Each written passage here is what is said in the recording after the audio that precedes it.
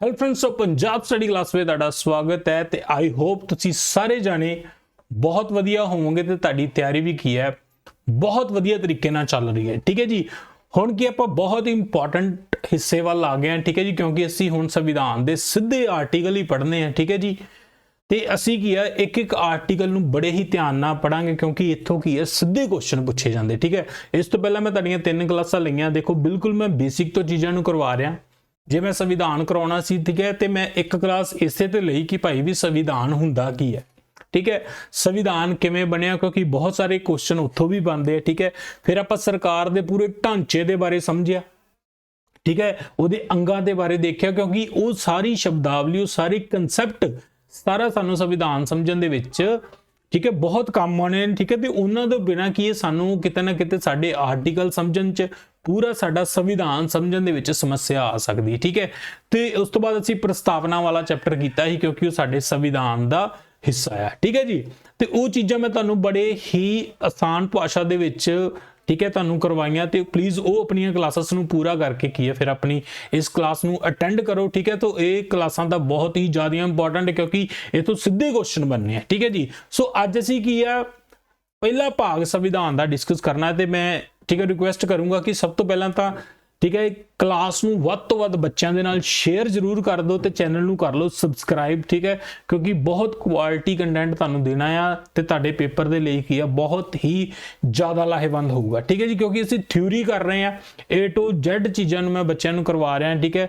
मैं चाहता तो मैं ठीक है 10-12 क्वेश्चन चाके एक वीडियो भी बना सकता सी। ठीक है, पर मैं थ्योरी करवा रहा। मेरी ये नैतिक जिम्मेवारी बनती है कि जे मैं 1 घंटा बच्चों का लवां तो वो बच्चों को पढ़ के ये लगे कि हाँ भी ये वाकई किया ये साडे पेपर के लिए बहुत इंपॉर्टेंट है तो साडे लिए की है लाहेवंद है। ठीक है जी, सो आपां आर्टिकल अज शुरू करने हैं। ठीक है, तो संविधान का पहला भाग की है शुरू करना, तो एक्टिव होके बह जाओ, बहुत ही ज़्यादा इंटरस्टिंग चैप्टर है। ठीक है, तुहानू पता लगेगा कि साडा संविधान किहड़ियां-किहड़ियां गल्लां रखदा है। ठीक है, सो बहुत सारिया चीज़ां तुहानू सीखण नू मिलणगियां। ठीक है, एक्टिव होके बह जाओ। ठीक है, सो देखो पहलियां क्लासां दे विच मैं तुहानू 2 चीज़ां सिखाईयां सी। ठीक है, देखो अपना प्यारा भारत है। ठीक है जी, पूरा भारत है। तो देखो 2 चीज़ां मैं तुहानू दसियां सी। ठीक है, देखो साडे वख-वख राज है। ठीक है, जो कि है राज सरकारां दे द्वारा चलाए जाते। ठीक है जी, तो कुछ मैं तुहानू दस्सिया ही यूनियन टैरेटरीज भाव की है केंद्र शासित प्रदेश। ठीक है जी, जिन्होंने आप केंद्र शासित प्रदेश कहने हैं। ठीक है, हुण देखो जिन्होंने असीं यूनियन टैरेटरीज कहने हैं। ठीक है, भाव की है यूनियन दी टैरेटरी।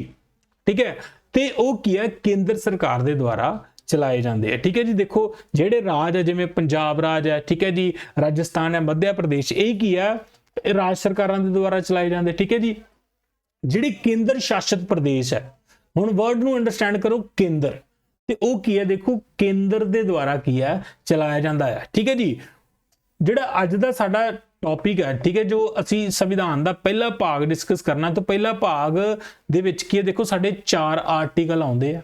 ठीक है जी, तो ये किस चीज़ दे नाल संबंधित है जी, यूनियन एंड इट्स टैरेटरी। ठीक है जी, केंद्र अते इसदा प्रदेश। हुण एक चीज़ समझो, देखो साडे भारत दे विच वख-वख राज है। ठीक है जी, ते सारे राज मिलके की है पूरे भारत नू बनाउंदे है। ठीक है, इट मीनस की है जिहड़ा साडा भारत है वो की है सारे वख-वख राज की है मिलके की एक यूनियन बनाउंदे है। ठीक है जी, यूनियन गवर्नमेंट। ठीक है जी, सारे राज मिलके की एक बनाउंदे आ यूनियन। Just 1 second, union. ठीक है जी, यूनियन। ते अपना जिहड़ा भारत की है वो की है यूनियन ऑफ स्टेट्स, भाव की है राज्यां दी की है यूनियन है। सो जिहड़ा पहला साडा आर्टिकल की कहंदा है, देखो की लिखिया है संविधान दे पहले भाग दा आर्टिकल 1 तो लैके 4 तक केंद्र अते इसदा शासित अपना केंद्र अते इसदा प्रदेश दे नाल की है संबंधित है। ठीक है, ते आर्टिकल 1 दे विच की है इंडिया भाव भारत नू की है राज्यां दे यूनियन वजों दर्शाया गया है, ना कि राज्यां दी फेडरेशन वालों। ठीक है जी, हुण एक चीज तुसीं अंडरस्टैंड करनी है कि यूनियन ऑफ स्टेट्स का मतलब की है ते फेडरेशन ऑफ स्टेट का मतलब की है। ठीक है जी, अगे स्लाइड दे विच मैं दिखाना, देखो जी ये है जी अपना अमेरिका का मैप। ठीक है जी, हुण देखो ये जिन्नियां भी स्टेट्स है ना, इन्हां दे विच एक समझौता आ एग्रीमेंट होया आ कि आपां की है एक यूनाइटेड स्टेट्स ऑफ अमेरिका बनाइए, ठीक है, मतलब सारे मिलके किया आपां किया अमेरिका बनाइए, ठीक है। एक ही एक तरह का इन्हां दे विच समझौता आ ते इहनूं की है फेडरेशन ऑफ स्टेट्स कहंदे आ। क्योंकि एक एग्रीमेंट साइन होया ते इत्थे जिहड़े की है जिहड़े राज है जिन्ने भी इत्थे 50 स्टेट्स है हुण, ठीक है, 50 राज्यां दे विच एक समझौता होया आ ते जिहड़े राज है ना वो इंडिपेंडेंट है, भाव आज़ाद है, वो आपदी मर्जी नाल जुड़ सकदे आ ते आपदी मर्जी दे नाल की है वो शामिल हो सकदे जां उत्थों की है बाहर हो सकते हैं, ठीक है। पर अपना भारत की है यूनियन ऑफ स्टेट, मैं तुहानूं दस्सिया ना वख-वख स्टेट्स है, वो जिहड़ा साडा भारत तो एक यूनियन है। देखो साडा भारत की है पूरा इंडिया ही, इहनूं असीं इंडिया कहने आ, ते वख-वख राज्यां दे विचों सिर्फ की है इसे लिए वंडिया गया है तां जो की है जिहड़ा प्रशासन है वो सही ढंग दे नाल चलिया जा सके, ठीक है। मान लो कोई एक उदाहरण दवां कि अपने कोल बहुत सारा काम है तो जो उस काम नूं असीं की है छोटे छोटे छोटे हिस्सिਆਂ ਦੇ ਵਿੱਚ ਵੰਡ ਲੈਨੇ ਆ ਤੇ ਉਹ ਕੰਮ ਕੀ ਹੈ ਸਾਡਾ ਕੀ ਹੈ ਸਹੀ ਢੰਗ ਦੇ ਨਾਲ ਹੋਣਾ ਸ਼ੁਰੂ ਹੋ ਜਾਂਦਾ ਹੈ, ਠੀਕ ਹੈ ਜੀ। ਤੇ ਇਸੇ ਤਰ੍ਹਾਂ ਪੂਰਾ ਭਾਰਤ ਕੀ ਹੈ ਇੱਕ ਸਿੰਗਲ ਐਂਟੀਟੀ ਹੈ, ਭਾਵ ਇਕਹਿਰੀ ਹਿਸਤੀ ਹੈ ਜਿਹਨੂੰ ਅਸੀਂ ਕਹਾਂਗੇ ਕਿ ਇੰਡੀਆ ਇੱਕ ਭਾਰਤ ਹੈ ਤੇ ਜਿਹੜੇ ਇੱਕ ਸਾਰਾ ਕੀ ਹੈ ਉਹ ਇੱਕੋ ਹੀ ਹੈ। पर ਜਿਹੜੇ ਵੱਖ-ਵੱਖ ਰਾਜਾਂ ਦੇ ਵਿੱਚ ਵੰਡਿਆ ਗਿਆ ਆ ਤੇ ਇਹ ਰਾਜਾਂ ਦੇ ਨਾਲ ਕੋਈ ਵੀ ਸਮਝੌਤਾ ਨਹੀਂ ਹੋਇਆ ਕਿਉਂਕਿ ਇਹ ਭਾਰਤ ਦਾ ਹਿੱਸਾ ਹੀ ਹੈ, ठीक है, ਇਹ ਭਾਰਤ ਦਾ ਹਿੱਸਾ ਹੀ ਹੈ। ਇਹ ਸਿਰਫ ਆਪਣਾ ਭਾਰਤ ਇਸੇ ਕਰਕੇ ਵੱਖ-ਵੱਖ ਰਾਜਾਂ ਦੇ ਵਿੱਚ ਵੰਡਿਆ ਗਿਆ ਆ ਤਾਂ ਜੋ ਇੱਥੋਂ ਦਾ ਪ੍ਰਸ਼ਾਸਨ ਜਿਹੜਾ ਕੀ ਆ ਸਹੀ ਤਰੀਕੇ ਨਾਲ ਚੱਲ ਸਕੇ, ਠੀਕ ਹੈ, ਲੋਕਾਂ ਦੀਆਂ ਜਿਹੜੀਆਂ ਸਮੱਸਿਆਵਾਂ ਨੂੰ ਸਹੀ ਢੰਗ ਨਾਲ ਹੱਲ ਕੀਤਾ ਜਾ ਸਕੇ, ਲੋਕਾਂ ਨੂੰ ਜਿਹੜੀਆਂ ਸਰਕਾਰੀ ਸੇਵਾਵਾਂ ਸਹੀ ਢੰਗ ਨਾਲ ਪ੍ਰੋਵਾਈਡ ਕੀਤੀਆਂ ਜਾਣ ਸਕਣ, ਠੀਕ ਹੈ। ਇਸੇ ਕਰਕੇ ਕੀ ਹੈ ਵੱਖ-ਵੱਖ ਰਾਜਾਂ ਦੇ ਵਿੱਚ ਆਪਣਾ ਭਾਰਤ ਵੰਡਿਆ ਗਿਆ ਹੈ। ਪਰ ਇੱਥੇ ਇੱਕ ਚੀਜ਼ ਯਾਦ ਰੱਖਣੀ ਹੈ ਕਿ ਜਿਵੇਂ ਫੈਡਰੇਸ਼ਨ ਆਫ ਸਟੇਟਸ ਜਿਹਨੂੰ ਅਸੀਂ ਰਾਜਾਂ ਦਾ ਸੰਘਵਾਦ ਕਹਿੰਦੇ ਆ ਹਨਾ, ਉੱਥੇ ਕੀ ਇੱਕ ਸਮਝੌਤਾ ਆ, ਇਹ 50 ਸਟੇਟ ਦੇ ਵਿੱਚ ਇੱਕ ਸਮਝੌਤਾ ਹੈ ਕਿ ਆਓ ਅਸੀਂ ਮਿਲ ਕੇ ਕੀ ਹੈ ਯੂਨਾਈਟਿਡ ਸਟੇट्स ऑफ अमेरिका बनाइए, ठीक है जी। पर इंडिया की है एक यूनियन है तो यूनियन का मतलब की है इको एक कह रही अस्तित्व सिंगल एंटिटी, ठीक है। पर ਜਿਹੜੇ ਵੱਖ-ਵੱਖ ਰਾਜਾਂ ਦੇ ਵਿੱਚ ਇਸੇ ਲਈ ਵੰਡਿਆ ਗਿਆ ਹੈ ਤਾਂ ਜੋ ਜਿਹੜਾ ਸਾਡਾ ਪ੍ਰਸ਼ਾਸਨ ਆ ਉਹ ਕੀ ਹੈ ਸਹੀ ਢੰਗ ਦੇ ਨਾਲ ਚਲਾਇਆ ਜਾ ਸਕੇ, ਠੀਕ ਹੈ ਜੀ। ਸੋ ਭਾਰਤ ਕੀ ਹੈ ਦੇਖੋ ਰਾਜਾਂ ਦਾ ਇੱਕ ਕੀ ਹੈ ਯੂਨੀਅਨ ਹੈ, ਤੁਹਾਨੂੰ ਮੈਂ ਸਮਝਾ ਦਿੱਤਾ ਆ ਭਾਰਤ ਕੀ ਹੈ ਰਾਜਾਂ ਦਾ ਇੱਕ ਯੂਨੀਅਨ ਹੈ। ਤੇ ਜੇ ਤੁਹਾਡੇ ਤੋਂ ਇਹ ਸਵਾਲ ਬਣੇ ਵੀ ਆਰਟੀਕਲ 1 ਦੇ ਵਿੱਚ ਕੀ ਗੱਲ ਕਹੀ ਗਈ ਹੈ ਤਾਂ ਆਰਟੀਕਲ 1 ਦੇ ਵਿੱਚ ਕੀ ਜਿਹੜਾ ਸਾਡਾ ਭਾਰਤ ਹੈ ਉਹਨੂੰ किस चीज ਨਾਲ ਦਰਸਾਇਆ ਗਿਆ ਆ ਉਹ ਕੀ ਹੈ ਰਾਜਾਂ ਦਾ ਯੂਨੀਅਨ ਹੈ, ਭਾਵ ਕੀ ਯੂਨੀਅਨ ਆਫ ਸਟੇਟਸ ਹੈ, ਠੀਕ ਹੈ ਜੀ। ਸੋ ਇਹ ਸਵਾਲ ਸਿੱਧਾ ਕਈ ਵਾਰੀ ਪੁੱਛਿਆ ਗਿਆ ਹੈ ਕਿ ਆਰਟੀਕਲ 1 ਦੇ ਅਨੁਸਾਰ ਭਾਰਤ ਕੀ ਹੈ, ਭਾਰਤ ਇੱਕ ਯੂਨੀਅਨ ਆਫ ਸਟੇਟਸ ਹੈ, ਭਾਵ ਕੀ ਆ ਰਾਜਾਂ ਦਾ ਕੀ ਹੈ ਯੂਨੀਅਨ ਹੈ, ਠੀਕ ਹੈ ਜੀ। ਉਸ ਤੋਂ ਬਾਅਦ ਕੀ ਹੈ ਆਰਟੀਕਲ 1 ਦੇ ਵਿੱਚ ਦੋ ਚੀਜ਼ਾਂ ਦੀ ਗੱਲ ਕੀਤੀ ਗਈ, ਇੱਕ ਤਾਂ ਸਾਡੇ ਦੇਸ਼ ਦਾ ਨਾਮ ਕੀ ਹੈ, ठीक है, दूजा की इत्थे राजनीति दी केड़ी किस्म है, ठीक है जी। ये चीज नूं याद रखना है, ठीक है। जदों साडा संविधान लिखिया जा रहा सी, ठीक है जी, तां उहदे विच कुछ मैंबरां ने तां जदों भारत दा नाम रखना सीगा तां कईयां मैंबरां ने कहा कि भी भारत ना होना चाहिए, ठीक है, ट्रेडिशनल नेम शुरू तो क्योंकि उन्होंने भारत कहा जा रहा है, ठीक है। तो कईयां ने कहा कि नहीं भी इहदा नाम की है इंडिया होना चाहिए है। तो फिर की है जो बहुत सारा विचार होए तो उन्होंने कहा कि चलो असी की है दोवां मिक्सर आपां दोवां दा मिश्रित लै लीए, मिक्स नाम लै लीए। इहदा मतलब की होगा कि इंडिया भाव भारत, उत्थे की लिखा है इंडिया दैट इज भारत, मतलब इंडिया दा मतलब की है भारत, ठीक है जी। सो हुण आर्टिकल 1 दे अनुसार, ठीक है जी, अपने जिहड़े भारत दे खेतर है उन्होंने की है 3 श्रेणियां दे विच वंडिया होया, ठीक है जी। देखो एक तो मैं तुहानूं दस्सिया होया कि राजां दे प्रदेश, ठीक है जी, भाव की है जिन्ने साडे राज है, समझ गए, पंजाब है, राजस्थान है, हरियाणा, ठीक है जी। उस तो बाद की है फिर तुहानूं मैं एक चीज़ दसी कि यूनीयन टैरेटरीज जिहड़े केंद्र शासित प्रदेश, केंद्र शासित प्रदेश की है वो एरिया जो की है केंद्र सरकार के द्वारा चलाया जाता, तो जिहड़ियां राज सरकारां अपने राज है वो की है राज सरकारां दे द्वारा चलाए जाते हैं, ठीक है जी। उस तो बाद की है देखो 3 श्रेणियां किहड़ियां, एक तो देखो स्टेट्स अपनियां, ठीक है, जिन्ने भी राज है। उस तो बाद की है जिन्ने की यूनीयन टैरेटरी अपने केंद्र शासित प्रदेश है। तीजा की है वो हिस्सा जिहड़ा किसी भी समय की है भारत अपने नाल जेकर इन केस अगे आपदे नाल की है कुछ चीज़ां नूं मिला लैंदा, जिवें मान लो कि ये तां हुण गल हो रही है कि जदों साडा संविधान बनाया गया उस तो देखो कई जिहड़े ਫੋਰਨ ਟੈਰੀਟਰੀਜ਼ ਭਾਵ ਜਿਹੜੇ ਵਿਦੇਸ਼ੀ ਇਲਾਕੇ ਵੀ ਕੁਝ ਮਿਲਾਏ ਗਏ, ਜਿਵੇਂ ਗੋਆ ਭਾਰਤ ਦੇ ਵਿੱਚ ਬਾਅਦ ਚੋਂ ਮਿਲਾਇਆ ਗਿਆ, ਠੀਕ ਹੈ, ਪੌਂਡੀਚੇਰੀ ਉਹ ਬਾਅਦ ਚੋਂ ਮਿਲਾਇਆ ਗਿਆ, ਠੀਕ ਹੈ, ਤਾਂ ਉਹ ਕੀ ਹੈ ਭਾਰਤ ਦਾ ਹਿੱਸਾ ਬਣ ਗਏ, ਠੀਕ ਹੈ ਜੀ। ਸੋ ਇਹ ਚੀਜ਼ ਨੂੰ ਤੁਸੀਂ ਕੀ ਹੈ ਯਾਦ ਰੱਖਣਾ ਕਿ ਆਰਟੀਕਲ 1 ਦੇ ਵਿੱਚ ਭਾਰਤ ਦਾ ਨਾਮ ਲਿਖਿਆ ਹੋਇਆ ਹੈ ਤੇ ਇਹ ਦੱਸਿਆ ਹੈ ਕਿ ਭਾਰਤ ਦੇ ਖੇਤਰਾਂ ਨੂੰ ਕੀ ਹੈ 3 ਸ਼੍ਰੇਣੀਆਂ ਦੇ ਵਿੱਚ ਵੰਡਿਆ ਹੋਇਆ ਹੈ, ਠੀਕ ਹੈ ਜੀ। ਉਸ ਤੋਂ ਬਾਅਦ ਗੱਲ ਕਰੀਏ, ਠੀਕ ਹੈ ਜੀ, ਤੇ ਜਿਹੜੀ ਸੰਵਿਧਾਨ ਦੀ ਪਹਿਲੀ ਸੂਚੀ ਹੈ ਜਿਹਨੂੰ ਅਸੀਂ ਫਸਟ ਸ਼ਡਿਊਲ ਕਹਿੰਦੇ ਆ, ਠੀਕ ਹੈ, ਉਹਦੇ ਵਿੱਚ ਕੀ ਹੈ ਸਾਰੇ ਰਾਜਾਂ ਦੇ ਨਾਮ ਲਿਖੇ ਹੋਏ ਆ ਤੇ ਉਹਨਾਂ ਦੀਆਂ ਖੇਤਰੀ ਹੱਦਾਂ ਵੀ ਲਿਖੀਆਂ ਹੋਈਆਂ ਆ ਕਿ ਕਿਹੜੇ ਰਾਜ ਦੀ ਕਿੰਨੀ ਹੱਦ ਹੈ, ਕਿੰਨਾ ਏਰੀਆ ਹੈ, ਠੀਕ ਹੈ। ਇਹ ਦੇਖੋ ਫਸਟ ਸ਼ਡਿਊਲ ਹੈ ਤੇ ਇਹ ਜੇ ਸਿੱਧਾ ਸਵਾਲ ਬਣਦਾ ਹੈ ਕਿ ਪਹਿਲੇ ਸ਼ਡਿਊਲ ਦੇ ਵਿੱਚ ਭਾਵ ਪਹਿਲੀ ਅਨੁਸੂਚੀ ਦੇ ਵਿੱਚ ਕੀ ਦਿੱਤਾ ਗਿਆ, ਤਾਂ ਉੱਥੇ ਤੁਸੀਂ ਯਾਦ ਰੱਖਣਾ ਕਿ ਸਾਡੇ ਆਪਣੇ ਰਾਜਾਂ ਦੇ ਤੇ ਕੇਂਦਰ ਸ਼ਾਸਿਤ ਪ੍ਰਦੇਸ਼ਾਂ ਦੇ ਨਾਮ ਤੇ ਉਹਨਾਂ ਦੀਆਂ ਖੇਤਰੀ ਹੱਦਾਂ ਦੇ ਬਾਰੇ ਦੱਸਿਆ ਗਿਆ, ਠੀਕ ਹੈ। ਤਾਂ ਇਸ ਸਮੇਂ ਆਪਣੇ ਦੇਖੋ ਭਾਰਤ ਦੇ ਵਿੱਚ ਕੀ ਹੈ, ਮੈਂ ਤੁਹਾਨੂੰ ਪਿਛਲੀ ਕਲਾਸ 'ਚ ਵੀ ਦੱਸਿਆ ਆ 28 ਰਾਜ ਹੈ ਤੇ 8 ਕੀ ਹੈ ਕੇਂਦਰ ਸ਼ਾਸਿਤ ਪ੍ਰਦੇਸ਼ ਹੈ, ਠੀਕ ਹੈ ਜੀ। ਹੁਣ ਇੱਕ ਚੀਜ਼ ਤੁਹਾਨੂੰ ਮੈਂ ਦੱਸੀ ਕਿ ਜਿਹੜਾ ਸਾਡਾ ਇੰਡੀਆ ਹੈ ਇਸ ਟਾਈਮ ਉਹ ਪੂਰਾ ਇੰਡੀਪੈਂਡੈਂਟ ਹੈ ਭਾਵ ਆਜ਼ਾਦ ਹੈ ਤੇ ਸੋਵਰਨ ਹੈ ਭਾਵ ਕਿ ਉਹ ਪ੍ਰਭੂ ਸੱਤਾ ਆ, ਠੀਕ ਹੈ ਜੀ। ਪ੍ਰਭੂ ਸੱਤਾ ਦਾ ਮੀਨਿੰਗ ਇਹ ਹੈ ਕਿ ਇਹ ਨਾ ਤਾਂ ਕਿਸੇ ਤੇ ਨਿਰਭਰ ਹੈ, ਠੀਕ ਹੈ ਜੀ, ਤੇ ਨਾ ਹੀ ਕਿਸੇ ਹਕੂਮਤ ਦੇ ਅਧੀਨ ਹੈ, ਠੀਕ ਹੈ, ਤੇ ਪੂਰਾ ਆਜ਼ਾਦ ਹੋਣ ਦੇ ਨਾਤੇ ਕੀ ਹੈ ਹੁਣ ਦੇਖੋ ਜਿਹੜਾ ਸਾਡਾ ਭਾਰਤ ਹੈ ਅੰਤਰਰਾਸ਼ਟਰੀ ਕਾਨੂੰਨ ਦੇ ਅਨੁਸਾਰ ਕੀ ਹੈ ਦੇਖੋ ਕਿਸੇ ਵੀ ਖੇਤਰ ਨੂੰ ਕੀ ਹੈ ਜਾਂ ਤਾਂ ਉਹ ਹਾਸਲ ਕਰ ਸਕਦਾ ਹੈ, ਠੀਕ ਹੈ। ਮੰਨ ਲਓ ਕਿਸੇ ਫੋਰਨ ਟੈਰੀਟਰੀ ਨੂੰ ਭਾਵ ਬਾਹਰਲੇ ਇਲਾਕੇ ਨੂੰ ਨਾਲ ਕਿਸੇ ਨੂੰ ਮਿਲਾਉਣਾ ਹੈ, ਜਿਵੇਂ ਮੈਂ ਤੁਹਾਨੂੰ ਦੱਸਿਆ ਕਿ ਜਿਹੜਾ ਗੋਆ ਵਾ, ਠੀਕ ਹੈ, ਗੋਆ ਸਟੇਟ ਹੈ, ਉਹ ਪਹਿਲਾਂ ਕੀ ਹੈ ਆਪਣਾ ਭਾਰਤ ਦਾ ਹਿੱਸਾ ਨਹੀਂ ਸੀ ਪਰ ਉਹਨੂੰ ਕੀ ਹੈ ਮਿਲਾਇਆ ਗਿਆ, ਠੀਕ ਹੈ। ਜਿਵੇਂ ਪੌਂਡੀਚੇਰੀ ਉਹ ਕੀ ਹੈ ਫਰਾਂਸ ਦੇ ਅਧੀਨ ਸੀ, ਠੀਕ ਹੈ, ਤੇ ਗੋਆ ਕੀ ਹੈ ਪੁਰਤਗਾਲ ਦੇ ਅਧੀਨ ਸੀਗਾ ਤੇ ਉਹ ਏਰੀਆ ਕੀ ਹੈ ਭਾਰਤ ਵਿੱਚ ਬਾਅਦ ਚੋਂ ਮਿਲਾਇਆ ਗਿਆ। ਤਾਂ ਭਾਰਤ ਕੀ ਹੈ ਦੇਖੋ ਆਜ਼ਾਦ ਦੇਸ਼ ਹੋਣ ਦੇ ਨਾਤੇ ਕੀ ਹੈ ਬਾਹਰਲੇ ਜਿਹੜੇ ਖੇਤਰਾਂ ਨੂੰ ਕੀ ਆ ਆਪਦੇ ਵਿੱਚ ਮਿਲਾ ਸਕਦਾ ਆ, ਤੇ ਦੂਜੀ ਗੱਲ ਕੀ ਹੈ ਜਾਂ ਉਹ ਕੀ ਆਪਣਾ ਖੇਤਰ ਕਿਸੇ ਨੂੰ ਸੌਂਪ ਵੀ ਸਕਦਾ ਹੈ, ਠੀਕ ਹੈ। ਦੇਖੋ ਜਿਵੇਂ ਭਾਰਤ ਨੇ ਕੀ ਹੈ ਆਪਣਾ ਆਜ਼ਾਦ ਦੇ ਨਾਤੇ ਕੀ ਹੈ ਕੁਝ ਫੋਰਨ ਟੈਰੀਟਰੀ ਜਿਹੜੇ ਵਿਦੇਸ਼ੀ ਖੇਤਰਾਂ ਨੂੰ ਕੀ ਆ ਆਪਦੇ ਵਿੱਚ ਮਿਲਾਇਆ, ਜਿਵੇਂ ਠੀਕ ਹੈ ਦਾਦਾ ਨਗਰ ਹਵੇਲੀ, ਗੋਆ, ਦਾਮਨ ਦੀਹੂ, ਪੌਂਡੀਚੇਰੀ ਨੂੰ ਕੀ ਹੈ ਹਾਸਲ ਕੀਤਾ। ਦੇਖੋ ਜੀ ਜ਼ਿਆਦਾ ਕੰਪਲਿਕੇਟਡ ਨਹੀਂ ਆਪਾਂ ਚੀਜ਼ਾਂ ਨੂੰ ਕਰਨਾ, ਬਟ ਇੱਥੇ ਮੇਨ ਚੀਜ਼ਾਂ ਨੂੰ ਤੁਸੀਂ ਯਾਦ ਰੱਖਣਾ ਕਿ ਆਰਟੀਕਲ 1 ਕਿਸ ਚੀਜ਼ ਦੇ ਨਾਲ ਸੰਬੰਧਿਤ ਹੈ, ਉਹਦੇ ਵਿੱਚ ਕੀ ਹੈ ਸਾਡੇ ਭਾਰਤ ਦਾ ਨਾਮ ਦੱਸਿਆ ਗਿਆ, ਕੀ ਨਾਮ ਹੈ ਜੀ ਇੰਡੀਆ, ਦੈਟ ਇਜ਼ ਭਾਰਤ, ਠੀਕ ਹੈ ਜੀ। ਇੰਡੀਆ ਭਾਵ ਭਾਰਤ ਆਰਟੀਕਲ 1 ਦੇ ਵਿੱਚ ਇਹ ਗੱਲ ਕੀਤੀ ਗਈ ਹੈ। ਦੂਜਾ ਕੀ ਹੈ ਇਹਦੇ ਵਿੱਚ ਇਹ ਦੱਸਿਆ ਗਿਆ ਕਿ ਸਾਡਾ ਜਿਹੜਾ ਭਾਰਤ ਹੈ ਉਹ 3 ਖੇਤਰਾਂ ਦੇ ਵਿੱਚ ਵੰਡਿਆ ਗਿਆ ਆ, ਠੀਕ ਹੈ। ਦੇਖੋ ਕੀ ਹੈ ਇਹਦੇ ਵਿੱਚ ਰਾਜਾਂ ਦੇ ਪ੍ਰਦੇਸ਼ ਭਾਵ ਜਿਹੜੀਆਂ ਸਾਡੀਆਂ ਸਟੇਟਸ ਆ, ਫਿਰ ਯੂਨੀਅਨ ਟੈਰੀਟਰੀਜ਼ ਆ, ਤੇ ਫਿਰ ਕੀ ਹੈ ਜਿਹੜਾ ਕੋਈ ਵੀ ਜਿਹੜਾ ਇਲਾਕਾ ਵਿਦੇਸ਼ੀ ਇਲਾਕਾ ਜੇਕਰ ਸਾਡਾ ਭਾਰਤ ਆਪਦੇ ਵਿੱਚ ਮਿਲਾਉਂਦਾ ਆ ਤੇ ਉਹ ਵੀ ਕੀ ਹੈ ਇੱਕ ਆਰਟੀਕਲ ਦੇ ਵਿੱਚ ਮੰਨਿਆ ਜਾਵੇਗਾ, ਠੀਕ ਹੈ ਜੀ। ਹੁਣ ਗੱਲ ਆਉਂਦੀ ਹੈ ਜੀ ਆਰਟੀਕਲ 2 ਦੀ।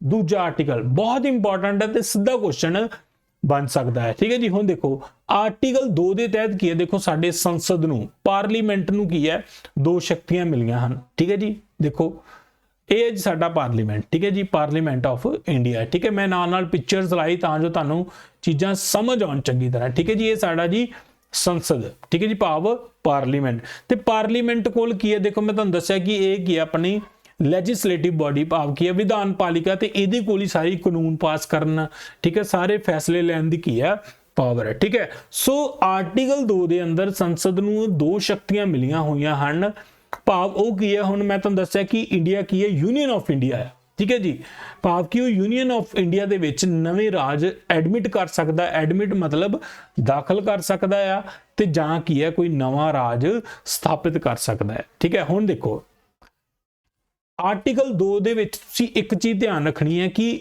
ਭਾਵ ਕਿ ਜਿਹੜਾ ਸਾਡਾ ਸੰਸਦ ਹੈ, ਠੀਕ ਹੈ, ਉਹ ਕੀ ਹੈ ਕੁਝ ਨਵੇਂ ਰਾਜ ਉਹ ਭਾਰਤ ਦੇ ਵਿੱਚ ਸ਼ਾਮਲ ਕਰ ਸਕਦਾ ਹੈ, ਪਰ ਇਹ ਚੀਜ਼ ਯਾਦ ਰੱਖਣੀ ਕਿ ਰਾਜ ਉਹ ਜੋ ਪਹਿਲਾਂ ਭਾਰਤ ਦਾ ਹਿੱਸਾ ਨਹੀਂ ਸੀ, ਠੀਕ ਹੈ। ਮੰਨ ਲਓ ਕੋਈ ਏਰੀਆ ਆ ਉਹ ਭਾਰਤ ਦਾ ਹਿੱਸਾ ਨਹੀਂ ਹੈ ਤੇ ਜੇਕਰ ਉਹਨੂੰ ਭਾਰਤ ਦੇ ਵਿੱਚ ਮਿਲਾਉਣਾ ਆ, ਠੀਕ ਹੈ, ਭਾਵ ਉਹਨੂੰ ਭਾਰਤ ਦਾ ਹਿੱਸਾ ਬਣਾਉਣਾ ਆ, ਤੇ ਉਹ ਕੀ ਆ ਆਰਟੀਕਲ 2 ਦੇ ਤਹਿਤ ਬਣਾਇਆ ਜਾਵੇਗਾ। ਇੰਨੀ ਚੀਜ਼ ਤੁਸੀਂ ਯਾਦ ਰੱਖਣੀ ਹੈ, ਠੀਕ ਹੈ ਜੀ।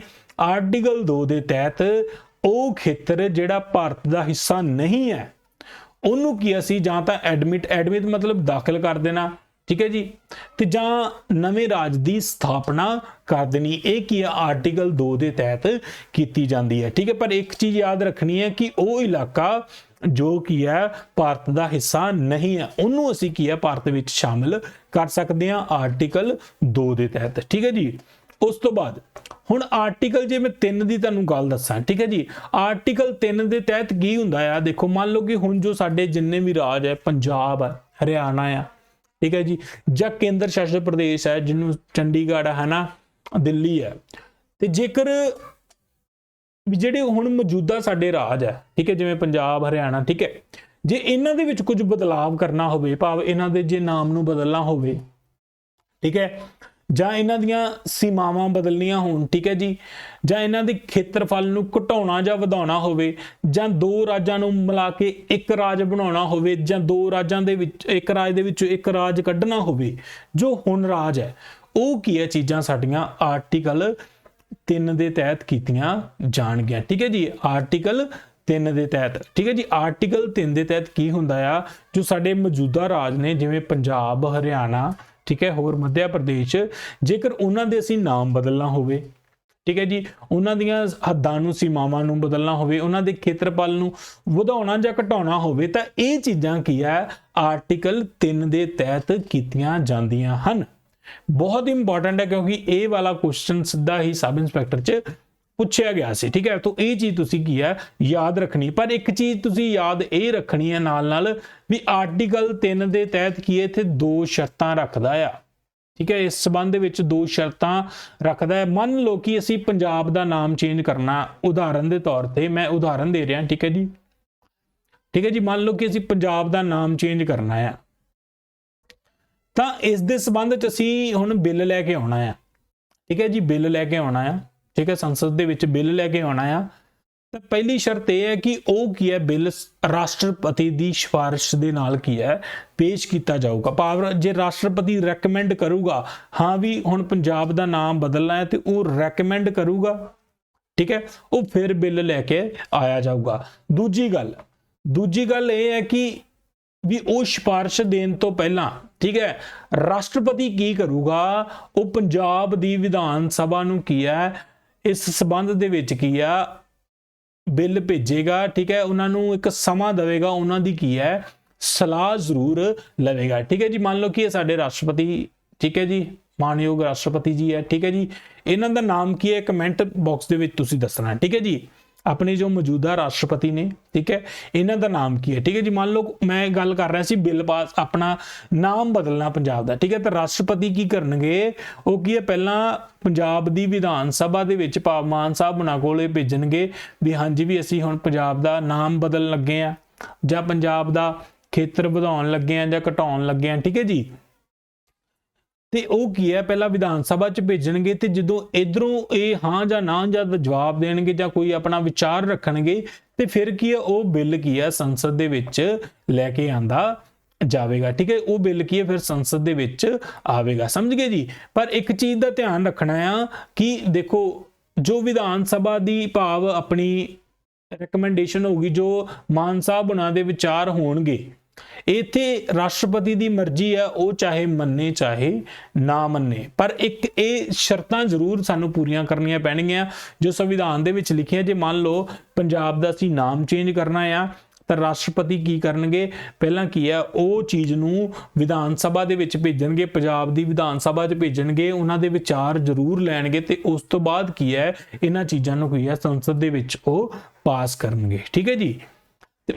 ਇਹ ਤਾਂ ਹੋ ਗਈ ਪੰਜਾਬ ਦੀ ਗੱਲ ਜੇ ਕਿਸੇ ਰਾਜ ਦਾ ਨਾਮ ਚੇਂਜ ਕਰਨਾ ਹੋਵੇ। ਠੀਕ ਹੈ ਜੀ, ਤੇ ਜੇਕਰ ਕੇਂਦਰ ਸ਼ਾਸਿਤ ਪ੍ਰਦੇਸ਼ ਦੇ ਵਿੱਚ ਕੁਝ ਨਾਮ ਚੇਂਜ ਕਰਨਾ ਜਾਂ ਉਹਦਾ ਏਰੀਆ ਵਧਾਉਣਾ ਜਾਂ ਘਟਾਉਣਾ ਆ, ਤਾਂ ਉੱਥੇ ਕੀ ਹੈ ਦੇਖੋ, ਜਦੋਂ ਮੈਂ ਤੁਹਾਨੂੰ ਦੱਸ ਦਿੱਤਾ ਕੇਂਦਰ ਸ਼ਾਸਿਤ ਪ੍ਰਦੇਸ਼ ਕੀ ਹੈ, ਜਦੋਂ ਆਪਣਾ ਚਲਾਇਆ ਹੀ ਕੀ ਹੈ ਕੇਂਦਰ ਸਰਕਾਰ ਦੇ ਦੁਆਰਾ ਚਾਹੁੰਦਾ, ਤੇ ਫਿਰ ਕਿਸੇ ਦੀ ਸਲਾਹ ਲੈਣ ਦੀ ਕੋਈ ਜ਼ਰੂਰਤ ਨਹੀਂ, ਸੰਸਦ ਉਹਦੇ ਤੇ ਖੁਦ ਹੀ ਕੀ ਹੈ ਆਪਣੀ ਕਾਰਵਾਈ ਕਰਦਾ ਹੈ। ਠੀਕ ਹੈ, ਸੋ ਇਸ ਤੋਂ ਸਪਸ਼ਟ ਹੁੰਦਾ ਆ ਕਿ ਇੱਕ ਚੀਜ਼ ਕਲੀਅਰ ਕੀਤੀ ਨਾ ਕਿ ਦੇਖੋ ਵੀ ਜਿਹੜੀ ਆਪਣੀ ਜੇ ਪੰਜਾਬ ਸਰਕਾਰ ਨੂੰ ਕੀ ਹੈ ਉਸ ਪ੍ਰਤੀ ਵਿਚਾਰ ਦੇਣ ਦੀ ਮਤਲਬ ਪ੍ਰਸਤਾਵ ਭੇਜਿਆ ਹੈ ਨਾ ਪ੍ਰੈਜ਼ੀਡੈਂਟ ਨੇ ਵੀ ਅਸੀਂ ਪੰਜਾਬ ਦਾ ਨਾਮ ਚੇਂਜ ਕਰਨ ਲੱਗੇ ਆ, ਤੇ ਜੇਕਰ ਮੰਨ ਲਓ ਕਿ ਆਪਣੇ ਮਾਨ ਸਾਹਿਬ ਹੁਣੀ ਜਾਂ ਸਾਰੇ ਆਪਣੀ ਵਿਧਾਨ ਸਭਾ ਕੁਝ ਵਿਚਾਰ ਦੇਣ ਹਨਾ ਵੀ ਇਦਾਂ ਕਰ ਲਓ, ਇਦਾਂ ਕਰ ਲਓ ਹਨਾ, ਪਰ ਉਹ ਚੀਜ਼ ਤੇ ਮਤਲਬ ਰਾਸ਼ਟਰਪਤੀ ਦੀ ਮਰਜ਼ੀ ਹੈ ਵੀ ਉਹ ਚੀਜ਼ ਨੂੰ ਮੰਨਣ ਚਾਹੇ ਨਾ ਮੰਨਣ। ਸੋ ਇਹ ਸਪਸ਼ਟ ਹੁੰਦਾ ਕਿ ਸੰਸਦ ਰਾਜਾਂ ਦੀ ਸਹਿਮਤੀ ਨਾਲ ਰਾਜਾਂ ਦੀ ਸਹਿਮਤੀ ਤੋਂ ਬਿਨਾਂ ਵੀ, ਠੀਕ ਹੈ, ਤੇ ਉਹਨਾਂ ਵਿੱਚ ਬਦਲਾਵ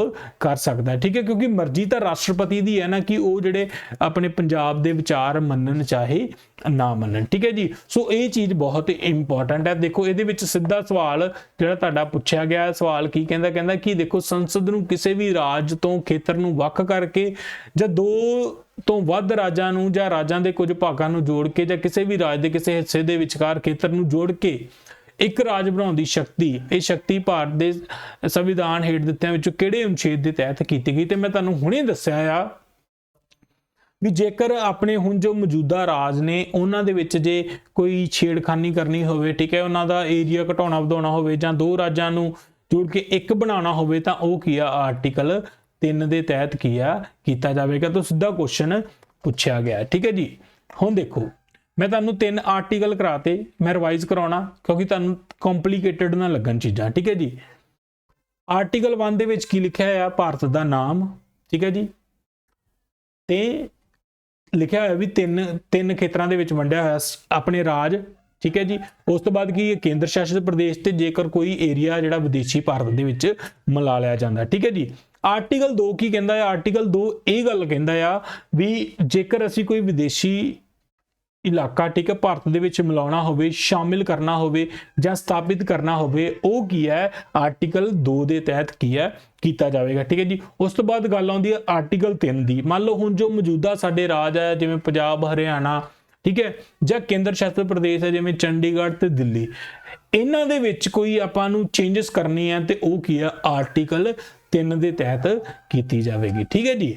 ਲਓ ਜੀ ਹੁਣ ਆਉਂਦਾ ਹੈ ਜੀ ਆਰਟੀਕਲ 4, ਠੀਕ ਹੈ ਜੀ। ਆਰਟੀਕਲ 4, ਆਰਟੀਕਲ 4 ਇਹ ਗੱਲ ਕਹਿੰਦਾ ਆ ਕਿ ਮੰਨ ਲਓ ਕਿ ਜੇਕਰ ਤੁਸੀਂ ਆਰਟੀਕਲ 2 ਦੇ ਤਹਿਤ ਕੋਈ ਰਾਜ ਨਵਾਂ ਦਾਖਲ ਕਰਦੇ ਪਏ ਹੋ ਜਾਂ ਉਹਦੀ ਸਥਾਪਨਾ ਕਰਦੇ ਪਏ ਹੋ, ਜਾਂ ਆਰਟੀਕਲ 3 ਦੇ ਤਹਿਤ ਤੁਸੀਂ ਰਾਜਾਂ ਦਾ ਨਾਮ ਬਦਲ ਰਹੇ ਹੋ ਜਾਂ ਖੇਤਰ ਦੇ ਵਿੱਚ ਵਧਾ ਘਟਾ ਕਰ ਰਹੇ ਹੋ, ਤਾਂ ਉਹ ਕੀ ਹੈ, ਆਰਟੀਕਲ 368 ਦੇ ਅਧੀਨ ਨਹੀਂ ਮੰਨਿਆ ਜਾਵੇਗਾ, ਠੀਕ ਹੈ। ਹੁਣ ਮੈਂ ਇੱਕ ਚੀਜ਼ ਇੱਥੇ ਕਲੀਅਰ ਕਰਦਾ ਕਿ ਮੰਨ ਲਓ ਕਿ ਜਦੋਂ ਅਸੀਂ ਕਿਸੇ ਵੀ ਆਪਣੇ ਸੰਵਿਧਾਨ ਦੇ ਵਿੱਚ ਕੁਝ ਬਦਲਾਵ ਕਰਨਾ ਚਾਹੁੰਦੇ ਆ ਤਾਂ ਉਹ ਕੀ ਆ, ਆਰਟੀਕਲ 368 ਦੇ ਅੰਦਰ ਹੁੰਦਾ ਆ, ਠੀਕ ਹੈ ਜੀ। ਆਰਟੀਕਲ 368 ਦੇ ਅੰਦਰ, ਕਿਉਂਕਿ ਇਹ ਵੀ ਕੁਐਸਚਨ ਸਿੱਧਾ ਬਣਦਾ ਹੈ ਕਿ ਜੇਕਰ ਸੰਵਿਧਾਨ ਦੇ ਵਿੱਚ ਸੋਧ ਕਰਨੀ ਹੈ ਤਾਂ ਉਹ ਕਿੰਨੇ ਆਰਟੀਕਲ ਦੇ ਵਿੱਚ ਕੀਤੀ ਜਾਂਦੀ ਹੈ, ਤਾਂ ਉਹ ਕੀ ਹੈ, 368 ਦੇ ਵਿੱਚ ਕੀਤੀ ਜਾਂਦੀ ਹੈ, ਠੀਕ ਹੈ। ਪਰ ਜਿਹੜੇ ਪ੍ਰੋਸੈਸ ਹੈ, ਮੰਨ ਲਓ ਕਿ ਕਿਸੇ ਰਾਜ ਨੂੰ ਮਿਲਾਉਣਾ ਆ, ਠੀਕ ਹੈ, ਕਿਸੇ ਰਾਜ ਨੂੰ ਆਪਣੇ ਚ ਸ਼ਾਮਿਲ ਕਰਨਾ ਆ, ਜਾਂ ਜਿੰਨੇ ਵੀ ਆਪਣੇ ਮੌਜੂਦਾ ਜਿਹੜੇ ਆਪਣੇ ਰਾਜ ਆ ਇਹਨਾਂ ਦਾ ਕੁਝ ਏਰੀਆ ਘਟਾਉਣਾ ਆ ਜਾਂ ਵਧਾਉਣਾ ਆ ਜਾਂ ਉਹਨਾਂ ਦੇ ਵਿੱਚ ਚੇਂਜਸ ਕਰਨੇ ਆ, ਤਾਂ ਇਹ ਚੀਜ਼ਾਂ ਕੀ ਆ, ਆਰਟੀਕਲ 368 ਦੇ ਅੰਦਰ ਨਹੀਂ ਮੰਨੀਆਂ ਜਾਣਗੀਆਂ। ਕਿਉਂਕਿ ਇਹ ਕੀ ਹੈ, ਦੇਖੋ ਇੱਕ ਸਿੰਪਲ ਜਿਹੜੀ ਕਾਨੂੰਨੀ ਪ੍ਰਕਿਰਿਆ ਦੇ ਨਾਲ ਇਹ ਚੀਜ਼ਾਂ ਹੋ ਸਕਦੀਆਂ ਹਨ, ਭਾਵ ਕਿ ਸਧਾਰਨ ਬਹੁਮਤ। ਹੁਣ ਮੈਂ ਇੱਕ ਚੀਜ਼ ਸਮਝਾਉਣਾ, ਸਧਾਰਨ ਬਹੁਮਤ, ਕਿਉਂਕਿ ਦੇਖੋ ਮੈਂ ਚੀਜ਼ਾਂ ਇਸੇ ਲਈ ਪੂਰੀਆਂ ਡੀਪ ਸਮਝਾ ਰਿਹਾ ਕਿਉਂਕਿ ਬਹੁਤ ਸਾਰੇ ਕਨਸੈਪਟ। ਸਧਾਰਨ ਬਹੁਮਤ ਮਤਲਬ ਕੀ ਹੈ, ਸਿੰਪਲ ਮੈਜੋਰਿਟੀ, ਸਿੰਪਲ ਮੈਜੋਰਿਟੀ, ਠੀਕ ਹੈ। ਹੁਣ ਦੇਖੋ ਤੇ ਇੱਕ ਹੁੰਦੀ ਹੈ ਜੀ ਸਪੈਸ਼ਲ ਮੈਜੋਰਿਟੀ, ਠੀਕ ਹੈ ਜੀ, ਸਪੈਸ਼ਲ ਬਹੁਮਤ ਕਹਿ ਲਓ। ਹੁਣ ਇੱਕ ਚੀਜ਼ ਦੇਖੋ, ਸਿੰਪਲ ਮੈਜੋਰਿਟੀ ਦੇ ਵਿੱਚ ਕੀ ਹੁੰਦਾ, ਮੰਨ ਲਓ ਕਿ ਸਾਡਾ ਸੰਸਦ ਹੈ, ਲੋਕ ਸਭਾ ਹੈ ਨਾ, ਇਹ ਸਾਰੀਆਂ ਚੀਜ਼ਾਂ ਮੈਂ ਤੁਹਾਨੂੰ ਦੱਸੀਆਂ ਹੋਈਆਂ। ਲੋਕ ਸਭਾ ਦੇ ਵਿੱਚ ਮੰਨ ਲਓ ਕਿ ਆਪਣੇ ਇਸ ਟਾਈਮ ਹੈਗੇ ਆ ਜੀ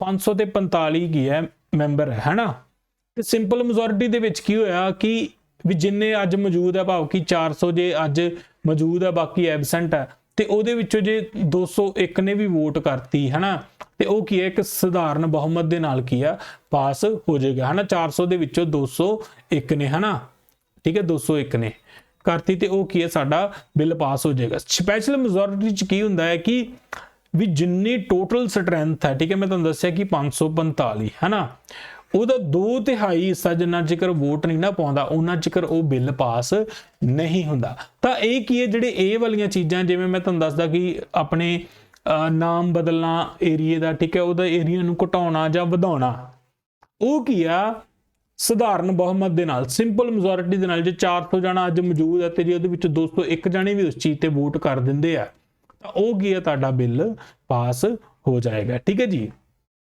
ਇਹ ਤਾਂ ਹੋ ਗਿਆ ਜੀ ਸਾਡਾ ਆਰਟੀਕਲ 4 ਦੇ ਵਿੱਚ ਇਹ ਗੱਲ ਲਿਖੀ ਗਈ ਹੈ। ਠੀਕ ਹੈ, ਸੋ ਆਈ ਹੋਪ ਤੁਹਾਨੂੰ ਇਹ ਸਾਰੇ ਆਰਟੀਕਲ ਸਮਝ ਆਏ ਹੋਣਗੇ। ਠੀਕ ਹੈ ਜੀ, ਉਸ ਤੋਂ ਬਾਅਦ ਅਸੀਂ ਗੱਲ ਕਰਦੇ ਹਾਂ ਕਿ ਇੱਕ ਸਵਾਲ ਉੱਠਦਾ, ਮੰਨ ਲਓ ਕਿ ਇਹ ਤਾਂ ਗੱਲ ਹੋ ਗਈ ਜੇ ਕਿਸੇ ਰਾਜ ਨੂੰ ਮਿਲਾਉਣਾ ਆ, ਠੀਕ ਹੈ, ਆਰਟੀਕਲ 2 ਦੇ ਤਹਿਤ, ਠੀਕ ਹੈ, ਆਰਟੀਕਲ 3 ਦੇ ਤਹਿਤ ਜੇ ਜੋ ਮੌਜੂਦਾ ਰਾਜ ਉਹਨਾਂ ਦੇ ਵਿੱਚ ਕੁਝ ਚੇਂਜਸ ਕਰਨਾ ਹੈ, ਠੀਕ ਹੈ, ਇਹ ਤਾਂ ਸਧਾਰਨ ਚੀਜ਼ਾਂ ਨਾਲ ਹੋ ਜਾਣਗੇ। ਪਰ ਇੱਕ ਸਵਾਲ ਉੱਠਦਾ ਕਿ ਮੰਨ ਲਓ ਕਿ ਅਸੀਂ ਜੇ ਕੋਈ ਭਾਰਤ ਦਾ ਹਿੱਸਾ ਕਿਸੇ ਦੂਜੇ ਰਾਜ ਨੂੰ ਸੌਂਪਣਾ ਹੋਵੇ, ਠੀਕ ਹੈ ਜੀ, ਜੇਕਰ ਕੁਝ ਭਾਰਤ ਦਾ ਹਿੱਸਾ ਦੂਜੇ ਕਿਸੇ ਰਾਜ ਨੂੰ ਸੌਂਪਣਾ ਹੋਵੇ ਤਾਂ ਉਹ ਵੀ ਕੀ ਹੈ, ਸਿੰਪਲ ਮੈਜੋਰਿਟੀ ਦੇ ਨਾਲ ਹੋਵੇਗਾ, ਉਹ ਵੀ ਸਧਾਰਨ ਬਹੁਮਤ ਦੇ ਨਾਲ ਹੋਵੇਗਾ, ਜਾਂ ਉਹ ਵੀ ਬਿਨਾਂ ਆਰਟੀਕਲ 368 ਤੋਂ ਬਿਨਾਂ ਹੋ ਜਾਏਗਾ? ਨਹੀਂ। ਤਾਂ ਸੁਪਰੀਮ ਕੋਰਟ ਨੇ ਇਹ ਗੱਲ ਕਹੀ ਜੀ, ਜਦੋਂ ਅਸੀਂ ਆਪਣੇ ਭਾਰਤ ਦਾ ਹਿੱਸਾ ਜੇ ਕਿਸੇ ਰਾਜ ਨੂੰ ਸੌਂਪਣਾ ਹੈ, ਕਿਉਂਕਿ ਕੁਝ ਹਿੱਸਾ ਕੀ ਹੈ ਆਪਣਾ ਬੰਗਲਾਦੇਸ਼ ਨੂੰ ਦਿੱਤਾ ਗਿਆ ਸੀਗਾ 2015 ਦੇ ਵਿੱਚ, ਕੁਝ ਕੀ ਹੈ ਇਨਕਲੇਵਸ, ਭਾਵ ਛੋਟੇ ਛੋਟੇ ਕੀ ਹੈ ਹਿੱਸੇ ਦਿੱਤੇ ਗਏ ਸੀਗੇ, ਠੀਕ ਹੈ, ਤਾਂ ਉਹ ਕੀ ਹੈ ਆਪਣਾ ਆਰਟੀਕਲ 300 ਤਹਿਤ ਦੇ ਹੀ ਅੰਦਰ ਕੀਤਾ ਜਾਵੇਗਾ। ਠੀਕ ਹੈ, ਤਾਂ ਜਦੋਂ ਕੀ ਹੈ ਕੁਝ ਏਰੀਆ ਸੌਂਪਣਾ ਆ, ਠੀਕ ਹੈ, ਉਹ ਕੀ ਹੈ ਆਰਟੀਕਲ 368 ਦੇ ਅੰਦਰ ਹੀ ਕੀਤਾ ਜਾਵੇਗਾ। ਇਹ ਚੀਜ਼ ਨੂੰ ਧਿਆਨ ਰੱਖਣਾ, ਕਿਉਂਕਿ ਦੇਖੋ 100ਵਾਂ ਸੰਵਿਧਾਨਿਕ ਸੋਧ ਕਰਕੇ ਤੇ ਉਹ ਕੀ ਹੈ 2015 ਦੇ ਵਿੱਚ ਕੁਝ ਇਲਾਕਿਆਂ ਨੂੰ ਕੀ ਹੈ ਬੰਗਲਾਦੇਸ਼ ਨੂੰ ਸੌਂਪਿਆ ਗਿਆ ਸੀ। ਠੀਕ ਹੈ, ਸੋ ਇਹ ਸੀਗੇ ਆਪਣੇ ਅੱਜ ਦੇ ਆਰਟੀਕਲ, ਆਪਾਂ 1 ਤੋਂ ਲੈ ਕੇ 4 ਤੱਕ ਆਰਟੀਕਲ ਡਿਸਕਸ ਕੀਤੇ ਹੈ। ਸੋ ਮੈਂ ਇੱਕ ਵਾਰੀ ਫਿਰ ਰਿਵਾਈਜ਼ ਕਰ ਦੇਣਾ। ਆਰਟੀਕਲ 1 ਦੇ ਵਿੱਚ ਕੀ ਹੈ ਭਾਰਤ ਦਾ ਨਾਮ, ਠੀਕ ਹੈ, ਤੇ ਆਪਣੇ ਕੀ ਹੈ ਭਾਰਤ ਨੂੰ 3 ਆਪਣਾ ਖੇਤਰਾਂ ਦੇ ਵਿੱਚ ਵੰਡਿਆ ਗਿਆ, ਰਾਜ ਸਰਕਾਰਾਂ ਭਾਵ ਕੀ, ਠੀਕ ਹੈ, ਟੈਰੀਟਰੀਜ਼ ਆਫ ਸਟੇਟ, ਉਸ ਤੋਂ ਬਾਅਦ ਕੀ ਯੂਨੀਅਨ ਟੈਰੀਟਰੀਜ਼ ਜਿਹਨੂੰ ਅਸੀਂ ਕੇਂਦਰ ਸ਼ਾਸਿਤ ਪ੍ਰਦੇਸ਼ ਕਰਨੇ ਆ, ਤੀਜਾ ਕੀ ਹੈ ਜੇਕਰ ਅਸੀਂ ਕੋਈ ਇਲਾਕਾ ਨੂੰ ਅਪਣਾਉਣੇ ਆ। ਠੀਕ ਹੈ, ਆਰਟੀਕਲ 2 ਦੇ ਤਹਿਤ ਕੀ ਹੁੰਦਾ, ਜੇਕਰ ਅਸੀਂ ਕਿਸੇ ਇਲਾਕੇ ਨੂੰ ਮਿਲਾਉਣਾ ਹੈ, ਵਿਦੇਸ਼ੀ ਇਲਾਕੇ ਨੂੰ ਭਾਰਤ ਦੇ ਵਿੱਚ ਮਿਲਾਉਣਾ, ਇਹ ਚੀਜ਼ਾਂ ਆਰਟੀਕਲ 2 ਦੇ ਵਿੱਚ ਕੀਤੀਆਂ ਜਾਂਦੀਆਂ। ਤੇ ਆਰਟੀਕਲ 3 ਦੇ ਵਿੱਚ ਕੀ ਕੀਤਾ ਜਾਂਦਾ ਹੈ ਕਿ ਜੇਕਰ ਅਸੀਂ ਆਪਣੇ ਪੰਜਾਬ ਦੇ ਵਿੱਚ ਜਾਂ ਮਤਲਬ ਕਿਸੇ ਵੀ ਰਾਜ ਦੇ ਏਰੀਏ ਨੂੰ ਘਟਾਉਣਾ ਜਾਂ ਵਧਾਉਣਾ ਆ, ਠੀਕ ਹੈ, ਜਾਂ ਉਹਨਾਂ ਦੇ ਨਾਮ ਬਦਲਣਾ, ਉਹ ਚੀਜ਼ਾਂ ਆਰਟੀਕਲ 3 ਦੇ ਤਹਿਤ ਕੀਤੀਆਂ ਜਾਣਗੀਆਂ। ਠੀਕ ਹੈ ਜੀ, ਆਓ ਹੁਣ ਅਸੀਂ ਗੱਲ ਕਰਦੇ ਹਾਂ ਕਿ ਜਿਹੜੇ ਹੁਣ ਸਾਡੇ ਮੌਜੂਦਾ ਜਿੰਨੇ ਵੀ ਰਾਜ ਹੈ ਇਹ ਕਿਵੇਂ ਬਣੇ। ਠੀਕ ਹੈ ਜੀ, ਬਹੁਤ ਇੰਟਰਸਟਿੰਗ ਹੈ। ਠੀਕ ਹੈ, ਆਪਾਂ ਨੂੰ ਪਤਾ ਕਿ ਆਜ਼ਾਦੀ ਤੋਂ ਪਹਿਲਾਂ ਜਿਹੜਾ ਆਪਣਾ ਭਾਰਤ ਸੀ ਉਹ ਦੋ ਤਰ੍ਹਾਂ ਦੇ ਇੱਥੇ ਰਾਜ ਸੀਗੇ। ਠੀਕ ਹੈ, ਇੱਕ ਕੀ ਹੈ ਦੇਖੋ, ਜਿਹੜਾ ਰੈੱਡ ਵਾਲਾ ਏਰੀਆ ਇਹ ਕੀ ਹੈ ਬ੍ਰਿਟਿਸ਼ ਸਰਕਾਰ ਦੇ ਅਧੀਨ ਸੀਗਾ। ਠੀਕ ਹੈ, ਤੇ ਜਿਹੜਾ ਪੀਲਾ, ਠੀਕ ਹੈ, ਯੈਲੋ ਵਾਲਾ ਏਰੀਆ ਇਹ ਕੀ ਜਿਹੜੀ ਰਾਜੇ ਰਜਵਾੜੇ ਕੀ ਹੈ ਇੱਥੇ ਰਹਿੰਦੇ ਸੀਗੇ, ਆਪਣੇ 550 ਤੋਂ ਜ਼ਿਆਦਾ ਰਾਜੇ ਰਜਵਾੜੇ ਕੀ ਹੈ ਇੱਥੇ ਰਹਿੰਦੇ ਸੀ। ਠੀਕ ਹੈ, ਤਾਂ ਕੀ ਹੋਇਆ ਕਿ ਜਦੋਂ ਆਪਣਾ ਦੇਸ਼ ਆਜ਼ਾਦ ਹੋਇਆ, ਠੀਕ ਹੈ ਜੀ, ਇੰਡੀਅਨ ਇੰਡੀਪੈਂਡੈਂਸ ਐਕਟ 1947 ਦੇ ਦੁਆਰਾ ਕੀ ਹੈ ਦੇਖੋ 2 ਦੇਸ਼ ਬਣਾਉਣ ਦੀ ਗੱਲ ਕੀਤੀ ਗਈ, ਭਾਰਤ ਤੇ ਪਾਕਿਸਤਾਨ। ਠੀਕ ਹੈ, ਹੁਣ ਜਿੰਨੇ ਵੀ ਪ੍ਰਿੰਸਲੀ ਸਟੇਟ ਸੀ ਭਾਵ ਰਾਜੇ ਰਜਵਾੜੇ ਸੀਗੇ, ਠੀਕ ਹੈ, ਇਹਨਾਂ ਨੂੰ ਵਿਕਲਪ ਦਿੱਤਾ ਗਿਆ ਭਾਈ ਵੀ ਜਾਂ ਤਾਂ ਤੁਸੀਂ ਕੀ ਕਰੋ ਭਾਰਤ ਨਾਲ ਜੁੜ ਜਾਓ, ਠੀਕ ਹੈ, ਜਾਂ ਪਾਕਿਸਤਾਨ ਨਾਲ ਜੁੜ ਜਾਓ, ਠੀਕ ਹੈ, ਤੇ ਜਾਂ ਕੀ ਹੈ ਤੁਸੀਂ ਆਪਣਾ ਆਜ਼ਾਦ ਰਹੋ। ਠੀਕ ਹੈ ਜੀ, ਤੇ ਟੋਟਲ ਮੈਂ ਤੁਹਾਨੂੰ ਦੱਸਿਆ ਕਿ 500 ਤੇ 52 ਰਿਆਸਤਾਂ ਸੀ। ਠੀਕ ਹੈ ਜੀ, ਇੱਥੇ ਭਾਵ ਰਾਜੇ ਰਜਵਾੜੇ ਕੀ ਸੀ ਆਪਣੇ 552। ਠੀਕ ਹੈ ਜੀ, तो ਜੋ ਕਿ ਆਪਣੇ ਪੂਰੇ ਭਾਰਤ ਦੇ ਭੂਗੋਲਿਕ ਇਲਾਕੇ ਦੇ ਵਿੱਚ ਹੀ ਆਉਂਦੇ ਸੀ। ਠੀਕ ਹੈ, ਭਾਵ ਭਾਰਤ ਦਾ ਇੱਕ ਹਿਸਾਬ ਦਾ ਹਿੱਸਾ ਹੀ ਸੀਗਾ, ਭਾਰਤ ਦੀ ਭੂਗੋਲ ਦੇ ਵਿੱਚ ਹੀ ਆਉਂਦੇ ਸੀ, ਤੇ ਉਹਨਾਂ ਵਿੱਚ 549 ਨੇ ਤਾਂ ਕੀ ਹੈ ਭਾਰਤ ਵਿੱਚ ਸ਼ਾਮਲ ਹੋ ਗਏ।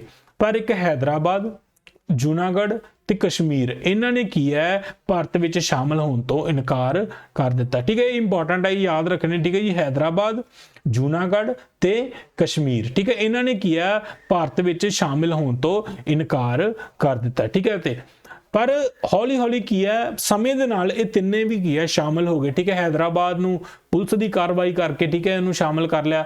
ਜੂਨਾਗੜ੍ਹ ਦੇ ਵਿੱਚ ਕੀ ਹੈ ਰੈਫਰੈਂਡਮ ਹੋ ਗਿਆ। ਠੀਕ ਹੈ, ਰੈਫਰੈਂਡਮ ਮਤਲਬ ਕਿ ਲੋਕਾਂ ਨੇ ਵੋਟਾਂ ਪਾਤੀਆਂ ਕਿ ਹਾਂ ਵੀ ਚਲੋ ਵੀ ਅਸੀਂ ਭਾਰਤ ਦੇ ਵਿੱਚ ਸ਼ਾਮਿਲ ਹੋਣਾ। ਤੇ ਜਿਹੜਾ ਕਸ਼ਮੀਰ ਹੈ ਇਹਦੇ ਰਾਜੇ ਨੇ ਕੀ ਹੈ ਭਾਰਤ ਦੇ ਨਾਲ ਇੱਕ ਕੀ ਹੈ ਆਪਣਾ ਐਗਰੀਮੈਂਟ ਸਾਈਨ ਕਰ ਲਿਆ, ਜਿਹਨੂੰ ਅਸੀਂ ਇੰਸਟਰੂਮੈਂਟ ਆਫ ਅਸੈਸ਼ਨ ਕਹਿੰਦੇ ਆ। ਠੀਕ ਹੈ ਜੀ, ਤਾਂ ਇਸ ਤਰੀਕੇ ਦੇ ਨਾਲ ਕੀ ਹੈ ਆਲਮੋਸਟ ਕੀ ਹੈ ਜਿਹੜੇ ਸਾਰੇ ਰਾਜੇ ਰਜਵਾੜੇ ਕੀ ਹੈ ਉਹ ਭਾਰਤ ਦੇ ਨਾਲ ਮਿਲ ਗਏ। ਠੀਕ ਹੈ ਜੀ, ਤੇ ਹੁਣ ਅੱਗੇ ਗੱਲ ਕਰਦੇ ਹਾਂ ਕਿ ਦੇਖੋ 1950 ਦੇ ਵਿੱਚ ਜਦੋਂ ਸਾਡਾ ਸੰਵਿਧਾਨ ਬਣਾਇਆ ਗਿਆ ਤਾਂ ਭਾਰਤੀ ਸੰਵਿਧਾਨ ਨੇ ਕੀ ਹੈ ਜਿਹੜੇ ਸਾਡੇ ਜਿੰਨੇ ਵੀ ਰਾਜ ਆ ਇਹਨਾਂ ਨੂੰ ਕੀ ਹੈ 4 ਸ਼੍ਰੇਣੀਆਂ ਦੇ ਵਿੱਚ ਵੰਡਿਆ ਹੋਇਆ ਸੀ। ਠੀਕ ਹੈ ਜੀ, ਦੇਖੋ ਪਾਰਟ ਏ ਚ ਰੱਖਿਆ ਸੀ ਕੁਝ ਸਟੇਟਸ ਨੂੰ, ਕੁਝ ਸਟੇਟ ਨੂੰ ਪਾਰਟ ਬੀ ਚ ਰੱਖਿਆ ਸੀ, ਹੈ ਨਾ, ਕੁਝ ਸਟੇਟਸ ਨੂੰ ਕੀ ਹੈ ਪਾਰਟ ਸੀ ਦੇ ਵਿੱਚ ਰੱਖਿਆ ਸੀ, ਤੇ ਕੁਝ ਚੀਜ਼ਾਂ ਨੂੰ ਕੀ ਹੈ ਪਾਰਟ ਡੀ ਦੇ ਵਿੱਚ ਰੱਖਿਆ ਸੀ। ਤਾਂ ਇਹ ਤੁਹਾਡੇ ਲਈ ਇੰਨਾ ਇੰਪੋਰਟੈਂਟ ਨਹੀਂ ਹੈਗਾ, ਜਸਟ ਇੰਨਾ ਹੀ ਦੱਸਣਾ ਸੀ ਕਿ ਉਸ ਸਮੇਂ ਕੀ ਹੈ ਆਪਣਾ ਚਾਰ ਭਾਗਾਂ ਦੇ ਵਿੱਚ ਕੀ ਹੈ ਸਾਡੀਆਂ ਸਟੇਟਸ ਨੂੰ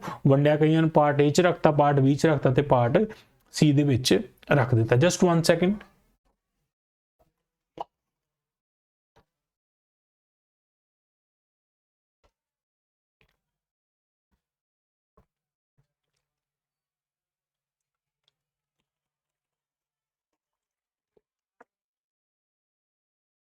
ਠੀਕ ਹੈ ਜੀ। ਸੋ ਚਾਰ ਭਾਗਾਂ ਦੇ ਵਿੱਚ ਕੀ ਹੈ ਆਪਣੇ ਸੰਵਿਧਾਨ ਦੇ ਵਿੱਚ ਆਪਣੇ ਰਾਜਾਂ ਨੂੰ ਵੰਡਿਆ। ਠੀਕ ਹੈ ਜੀ। ਤੇ ਆਜ਼ਾਦੀ ਤੋਂ ਬਾਅਦ ਪਰ ਇੱਕ ਚੀਜ਼ ਹੋਈ, ਠੀਕ ਹੈ, ਵੱਖ-ਵੱਖ ਰਾਜਾਂ ਨੇ ਇਹ ਮੰਗ ਕੀਤੀ ਭਾਈ ਵੀ ਜਿਹੜੇ ਸਾਡੇ ਜਿੰਨੇ ਵੀ ਰਾਜ ਹੈ, ਠੀਕ ਹੈ, ਉਹ ਕੀ ਹੈ ਭਾਸ਼ਾ ਦੇ ਆਧਾਰ ਤੇ ਬਣਾਏ ਜਾਣ। ਠੀਕ ਹੈ, ਭਾਸ਼ਾ ਦੇ ਆਧਾਰ ਤੇ ਕਿਵੇਂ, ਜਿਹੜੇ ਇਲਾਕੇ ਦੇ ਵਿੱਚ ਜਿਹੜੀ ਬੋਲੀ ਬੋਲੀ ਜਾਂਦੀ ਉਸ ਬੋਲੀ ਦੇ ਆਧਾਰ ਤੇ ਕੀ ਹੈ ਉਹ ਰਾਜ ਬਣਾ ਦਿੱਤਾ ਜਾਵੇ। ਠੀਕ ਹੈ, ਕਿਉਂਕਿ ਅੱਗੇ ਇਹੀ ਹੋਇਆ, ਜਿਵੇਂ ਮਰਾਠੀ ਬੋਲਣ ਵਾਲਾ ਲਈ ਮਹਾਰਾਸ਼ਟਰ ਬਣਾਇਆ ਗਿਆ, ਠੀਕ ਹੈ ਜੀ, ਪੰਜਾਬੀ ਵਾਲੇ ਇਲਾਕੇ ਲਈ ਪੰਜਾਬ ਬਣਾਤਾ। ਠੀਕ ਹੈ, ਤਾਂ ਇਹ ਵਾਲੀ ਮੰਗ ਕੀ ਹੈ ਇਹ ਆਜ਼ਾਦੀ ਤੋਂ ਬਾਅਦ ਕੀ ਹੈ ਉੱਠਣੀ ਸ਼ੁਰੂ ਹੋ ਗਈ। ਤਾਂ ਇਸ ਚੀਜ਼ ਨੂੰ ਦੇਖਦੇ ਹੋਏ, ਠੀਕ ਹੈ ਜੀ, ਭਾਰਤੀ ਸਰਕਾਰ ਨੇ ਕੀ ਹੈ ਧਾਰ ਕਮਿਸ਼ਨ ਭਾਵ, ਠੀਕ ਹੈ, ਇਸ ਕਮਿਸ਼ਨ ਨੂੰ ਬਿਠਾਇਆ। ਠੀਕ ਹੈ, ਤੇ ਲੋਕਾਂ ਦੇ ਮਤਲਬ ਵੱਖ-ਵੱਖ ਰਾਜਾਂ ਦੀ ਇਹ ਮੰਗ ਆ ਰਹੀ ਸੀ ਕਿ ਉਹ ਕੀ ਹੈ ਭਾਸ਼ਾ ਦੇ ਆਧਾਰ ਤੇ ਕੀ ਹੈ ਰਾਜ ਬਣਾਉਣ। ਠੀਕ ਹੈ, ਤਾਂ ਇਸ ਚੀਜ਼ ਨੂੰ ਮਤਲਬ ਇਸ ਮੰਗ ਨੂੰ ਨਜ਼ਰ ਦੇ ਵਿੱਚ ਰੱਖਦੇ ਹੋਏ ਆਪਣੇ ਕੀ ਹੈ SK ਧਾਰ ਜਿਹੜੀ ਆਪਣਾ ਕਮਿਸ਼ਨ ਬਿਠਾਇਆ ਗਿਆ।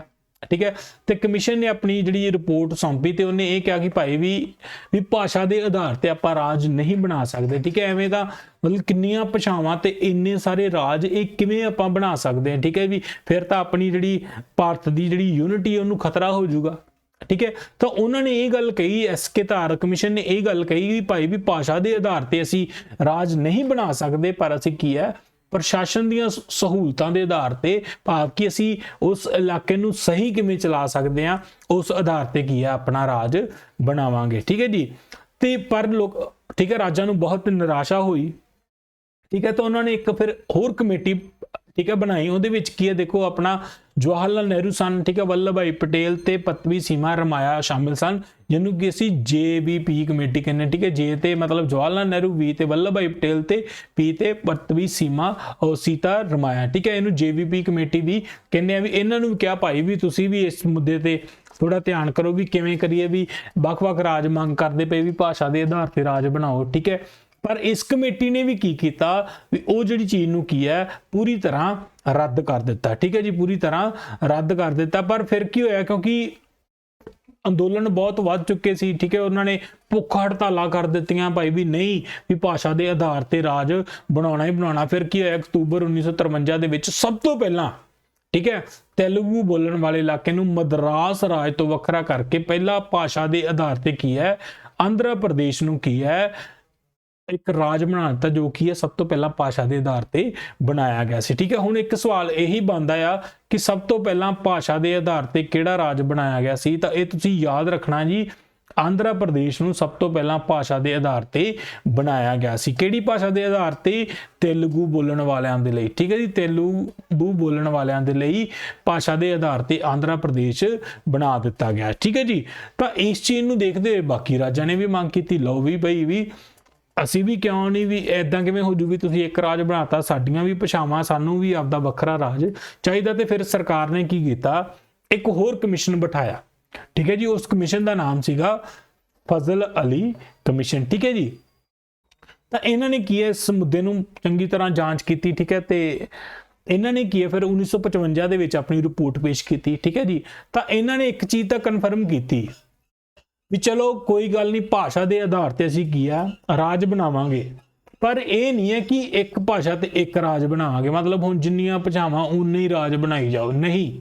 ਠੀਕ ਹੈ, ਭਾਸ਼ਾ ਦੇ ਆਧਾਰ ਤੇ ਕੁਝ ਆਪਾਂ ਰਾਜ ਬਣਾ ਲਾਂਗੇ, ਪਰ ਇਹ ਗੱਲ ਨਹੀਂ ਕਿ ਇੱਕ ਭਾਸ਼ਾ ਇੱਕ ਰਾਜ ਦੇ ਸਿਧਾਂਤ ਨੂੰ ਇਹਨਾਂ ਨੇ ਰੱਦ ਕਰ ਦਿੱਤਾ। ਠੀਕ ਹੈ, ਵੀ ਇਹ ਨਹੀਂ ਵੀ ਜਿੰਨੀਆਂ ਭਾਸ਼ਾਵਾਂ ਹੁਣ ਉਨੇ ਹੀ ਰਾਜ ਬਣਾ ਦਿਓ। ਠੀਕ ਹੈ, ਇਹ ਚੀਜ਼ ਨਹੀਂ ਹੋਣੀ ਚਾਹੀਦੀ, ਕਿਉਂਕਿ ਇਹਨਾਂ ਨੇ ਕੁਝ ਚੀਜ਼ਾਂ ਨੂੰ ਧਿਆਨ ਦੇ ਵਿੱਚ ਰੱਖਿਆ ਵੀ ਹੁਣ ਜਿੰਨੇ ਵੀ ਆਪਣੇ ਰਾਜ ਬਣਨੇ ਆ ਉਹਦੇ ਵਿੱਚ ਕੁਝ ਚੀਜ਼ਾਂ ਨੂੰ ਆਪਾਂ ਧਿਆਨ ਦੇ ਵਿੱਚ ਰੱਖਣਾ, ਕਿਉਂਕਿ ਦੇਸ਼ ਦੀ ਏਕਤਾ ਦਾ ਬਹੁਤ ਧਿਆਨ ਰੱਖਿਆ ਗਿਆ। ਠੀਕ ਹੈ, ਸੁਰੱਖਿਆ ਦਾ ਧਿਆਨ ਰੱਖਿਆ ਗਿਆ। ਠੀਕ ਹੈ, ਉਸ ਤੋਂ ਬਾਅਦ ਕੀ ਸੱਭਿਆਚਾਰ ਦਾ ਧਿਆਨ ਰੱਖਿਆ ਗਿਆ। ਠੀਕ ਹੈ ਜੀ, ਆਪਣਾ ਪ੍ਰਬੰਧਕੀ ਜਿਹੜੇ ਆਪਣੇ ਵੀ ਉਸ ਤੋਂ ਦੇ ਇਲਾਕਿਆਂ ਨੂੰ ਚਲਾਇਆ ਕਿਵੇਂ ਜਾਵੇ, ਉੱਥੋਂ ਦਾ ਪ੍ਰਸ਼ਾਸਨ ਕਿਵੇਂ ਚਲਾਇਆ ਜਾਵੇ, ਉਹਨਾਂ ਚੀਜ਼ਾਂ ਨੂੰ ਕੀ ਹੈ ਧਿਆਨ ਦੇ ਵਿੱਚ ਰੱਖਿਆ ਗਿਆ। ਠੀਕ ਹੈ ਜੀ, ਤੇ ਆਪਣਾ ਭਾਸ਼ਾ ਤੇ ਸੱਭਿਆਚਾਰ ਦੀ ਲੋਕਾਂ ਦੀ ਸੁਰੱਖਿਆ ਵੀ ਬਣੀ ਰਵੇ। ਠੀਕ ਹੈ, ਤੋ ਇਹਨਾਂ ਚੀਜ਼ਾਂ ਨੂੰ ਵੀ ਕੀ ਆ ਪੂਰਾ ਧਿਆਨ ਦੇ ਵਿੱਚ ਰੱਖਿਆ। ਭਾਸ਼ਾ ਦੇ ਨਾਲ ਕੀ ਆ ਬਾਕੀ ਚੀਜ਼ਾਂ ਦਾ ਵੀ ਧਿਆਨ ਰੱਖਿਆ ਵੀ ਦੇਸ਼ ਦੀ ਏਕਤਾ ਵੀ ਬਣੀ ਰਵੇ, ਸੁਰੱਖਿਆ ਵੀ ਬਣੀ ਰਵੇ। ਠੀਕ ਹੈ ਜੀ, ਆਰਥਿਕ ਚੀਜ਼ਾਂ ਨੂੰ ਵੀ ਧਿਆਨ ਦੇ ਵਿੱਚ ਰੱਖਿਆ ਗਿਆ। ਤਾਂ ਇਹਨਾਂ ਚੀਜ਼ਾਂ ਨੂੰ ਧਿਆਨ ਦੇ ਵਿੱਚ ਰੱਖਦੇ ਹੋਏ ਕਮਿਸ਼ਨ ਨੇ ਫਿਰ ਇਹ ਗੱਲ ਕਹੀ ਭਾਈ ਵੀ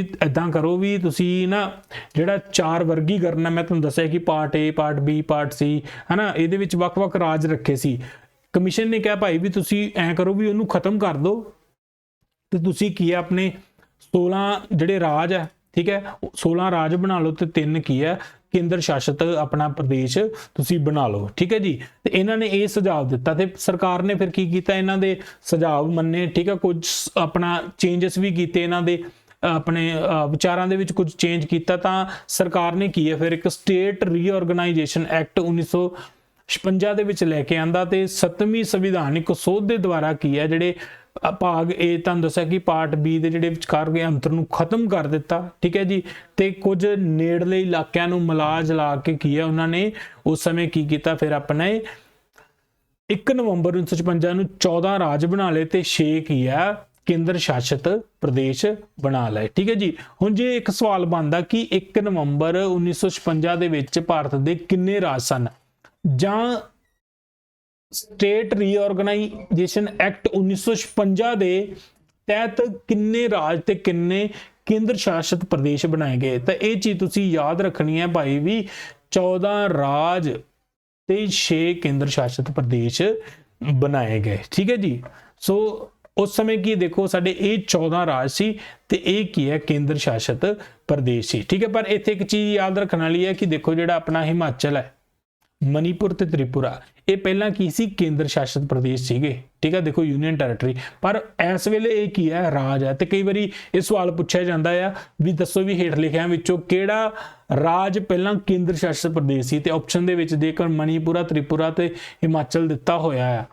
ਠੀਕ ਹੈ, ਤੇ ਇਹ ਚੀਜ਼ ਇੰਪੋਰਟੈਂਟ ਹੈ, ਤੁਸੀਂ ਇਹਨੂੰ ਯਾਦ ਰੱਖ ਸਕਦੇ ਹੋ। ਠੀਕ ਹੈ ਜੀ, ਇੰਪੋਰਟੈਂਟ ਹੈ, ਵੈਰੀ ਇੰਪੋਰਟੈਂਟ।